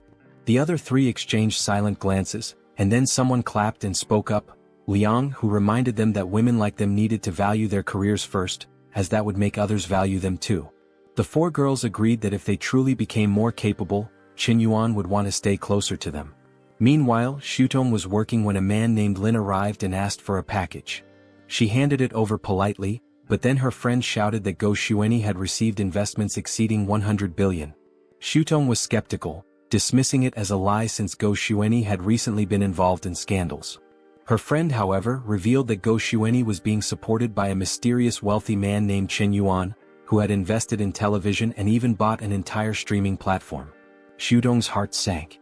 She couldn't believe that the man she despised had spent so much money on another woman. Overwhelmed, she collapsed on the ground, regretting her actions. In Shanghai's financial center, a man threw something at a photo of Gao Xuanyan, cursing Chen Yuan. A man with glasses asked if Chen Yuan was trying to go against him. This man had been interfering with Gao Xuanyan's business, and now his plans were falling apart. His secretary reassured him, saying they had already sent people to investigate Chen Yuan. The man glared at a giant portrait of Gao Xuanyan, promising that she would learn her lesson. He proclaimed to the city that he would eventually get everything he wanted. Later, the secretary reported that no one knew about Chen Yuan's family background. The man Jiaemu found it strange that no one knew where his money came from. His secretary suggested that he didn't need to worry about Chen Yuan, but Jiaemu thought she was naive. He revealed that his family was the most influential in the audiovisual industry, so there was nothing to fear. He saw Chen Yuan as a direct challenge to him. The secretary promised to look into Chen Yuan's background further. Meanwhile, Gex Du Liao brought soup to Chen Yuan while he was playing a game. She complimented him, calling him amazing. He asked if she wasn't bored taking care of him while he played for 3 straight days. She had been cooking, cleaning, and washing his clothes. He thought no one, not even his mother, had ever cared for him so much. She told him he could do whatever he liked and she had no objections. He then asked if she didn't think he lacked ambition. She replied that his gaming rankings were impressive, which he found embarrassing. When he got up, she asked where he was going and if she could join him. He declined, saying it was business-related. She accepted this, telling him to be careful, as she believed the most important thing for a man was having his own space. Her plan was to gradually make Chen Yuan accustomed to her presence until he began to miss her, thus defeating all her rivals. At an event, the women discussed how the CEO would be visiting. Gao Xuanyan was excited to greet Chen Yuan. Chen Yuan jokingly told her she was too famous to come down just to speak with him. She replied that, as the main investor, it was only polite. She thought to herself that recently Chen Yuan had become even more attractive, and she felt secure around him. As he entered, all the men bowed to him, expressing a desire to learn from him. Chen Yuan, with a mischievous smile, humbly told them it wasn't necessary. Gao Xuanyan noted that, while he said that, his face clearly showed he enjoyed the attention. In a meeting about the broadcaster's plans, one man suggested the priority was to find a good location for the headquarters, with the city center being ideal. Gao Xuanyan countered, saying such a place would be too expensive and suggested a more distant location. When Yang Xijin spoke up, he proposed a place surrounded by greenery, which he believed would be better for filming. The three women looked at each other and then asked Chen Yuan for his opinion. He gave them a confused look and asked if his opinion really mattered. Go Xuanyan assured him it did, as almost everyone there worked for him. He said he'd take a look, but these options didn't seem great. Walking up to the map, he drew a large circle around one area, suggesting it was the best choice. The others disagreed, noting that the location was too remote and lacked even an airport, making development difficult. But Chen Yuan had a different perspective. He said he had a perfect plan to create a grand vision for the place. Although the team didn't fully understand his plan, they trusted that a smart investor like him knew what he was doing. However, Chen Yuan didn't seem particularly concerned about succeeding. He admitted he was only investing there because it was his hometown, and he knew it was unlikely for the area to grow. Plus, he wanted to spend more money. If he kept making too much, he wouldn't know what to do with it. Sitting down in his chair, the decision to invest billions was made. As the team left, they commented on how they thought they were discussing 100 Rias, not 100 billion. Some believed Chen Yuan was either a genius or an enigma. Meanwhile, he thought they'd need even more money to develop the area, and that would mean investing even more. Suddenly, he received a video call from Zhao Yuqi. He expected her to do something bold, but she only discussed a meeting to recruit people for the company. She noticed he was outside and asked if he had forgotten his obligations. Chen Yuan assured her that he would never forget, explaining that he was outside only because he needed a better signal. Yuqi explained that after their conference, they had caught the attention of several investors, but it hadn't been easy. They still needed to figure out how to divide the money with the streamers. Typically, the split was 50-50, but other platforms used a 30-70 split to exploit the streamers, while she wanted to aim for 60-40. The problem was, the administrators said a 60-40 split would make it hard for them to profit. Liang added that they would lose a lot of money with that arrangement. Chen Yuan, looking displeased, asked what kind of business was losing money. Liang explained that the company was already struggling, and this plan would make things worse. Chen Yuan, staring at his phone, said it was difficult to deal with such problems, but he enjoyed losing money in this situation. He emphasized the importance of the platform's integrity, insisting that they couldn't exploit women like other platforms did. The others were confused by his statement. Chen Yuan boldly declared that his dream was to create a platform that empowered global streamers. By paying them more, they could quickly capture the market and set a new industry standard. He stated that this was his opinion and he didn't care who opposed it. Everyone in the meeting fell silent. Then Yuqi received a message on her phone. It was a check for 5 billion from Chen Yuan. She commented in a very businesslike manner that the money had come too quickly. Meanwhile, Chen Yuan was celebrating, thinking the worse the business did, the more money they would need from him. One of the men in the meeting asked why Yuqi seemed so surprised. She casually explained that she had received 5 billion from Mr. Yuan, and everyone was stunned by how nonchalantly she said it. The mustachioed man thought that with such an intelligent woman, the company would grow easily. Lai Yang began to regret not realizing how important she was, but at least she seemed to be lucky with Chen Yuan. Meanwhile, Kiki believed Chen Yuan was indeed making a brilliant plan and was becoming the visionary of the city. The only odd thing was that the money had been transferred to Yuqi's personal account instead of the company's. She figured it was Chen Yuan's way of giving her more control over the company, and she felt emotional thinking about how thoughtful and caring he was. At that moment, Chen Yuan remembered he should have transferred the money to the company's account. But Yuqi sent him a message calling him husband and thanking him, which motivated him. He thought the mistake had been worth it. As he was building his empire of companies, it would get easier to burn through money. And as their investments failed, they would need him even more, giving him even more in return. He was closer than ever to achieving the coveted 100 points of favorability. Yuqi then announced to everyone that she had received another 5 billion. This money would be used to implement Chen Yuan's strategies. She also shared that salaries would be increased and bonuses given. She asked if they were motivated to make the company the greatest, and everyone enthusiastically agreed. Yuqi was determined to bring maximum profit to Chen Yuan. Later that night, Chen Yuan returned home to find Leo was not there. He noticed a note on the table and read it. She explained that she had to take care of some business and that he would have to make his own dinner. Chen Yuan thought she was playing games to make him miss her. He realized she had probably created this situation to show that she was taking care of him. Now, by withdrawing, she was making him miss her and feel uncomfortable. Chen Yuan, feeling defeated, realized that despite everything he knew, he still missed her. He missed the peacefulness of life when she was around. Suddenly, he stood up and wondered how his parents were doing. With that thought, he took a train back to his hometown, followed by a bus. His parents lived far away, and he had never expected it to be such a long journey. Perhaps he had grown accustomed to a more comfortable life. He couldn't exactly show up flaunting money, or his parents would think he was stealing. Just then a car called out to him. He recognized the voice and saw his old school friend Zheng Biao. The eternally youthful Zheng Biao approached, asking what Chen Yuan had been up to. Chen Yuan replied that not much had changed, just studying. Zheng Biao invited him into his car, claiming it would broaden his horizons. As they drove, Chen Yuan couldn't help but admire the Mercedes and commented on how impressive it was. Zheng Biao smiled, calling him brother, and mentioned how he was making a fortune by selling products on streaming platforms. Chen Yuan was impressed and said it was incredible. Zheng Biao proudly added that he always told his father he was the best in the city. On their way, they noticed a girl standing by the side of the road, catching both their attention. Chen Yuan immediately remembered her name, Wang Mengmeng. He wondered if there was another Mengmeng in the series or if he was going crazy. Zheng Biao remarked that Wang Mengmeng had become so beautiful, surpassing even the girls from the big city. He stopped the car and Mengmeng greeted them. She said Chen Yuan looked more handsome and taller than before. Observing her, Chen Yuan thought to himself that she had changed a lot, calling it a genetic mutation. Unlike the city girls, she was still much more innocent.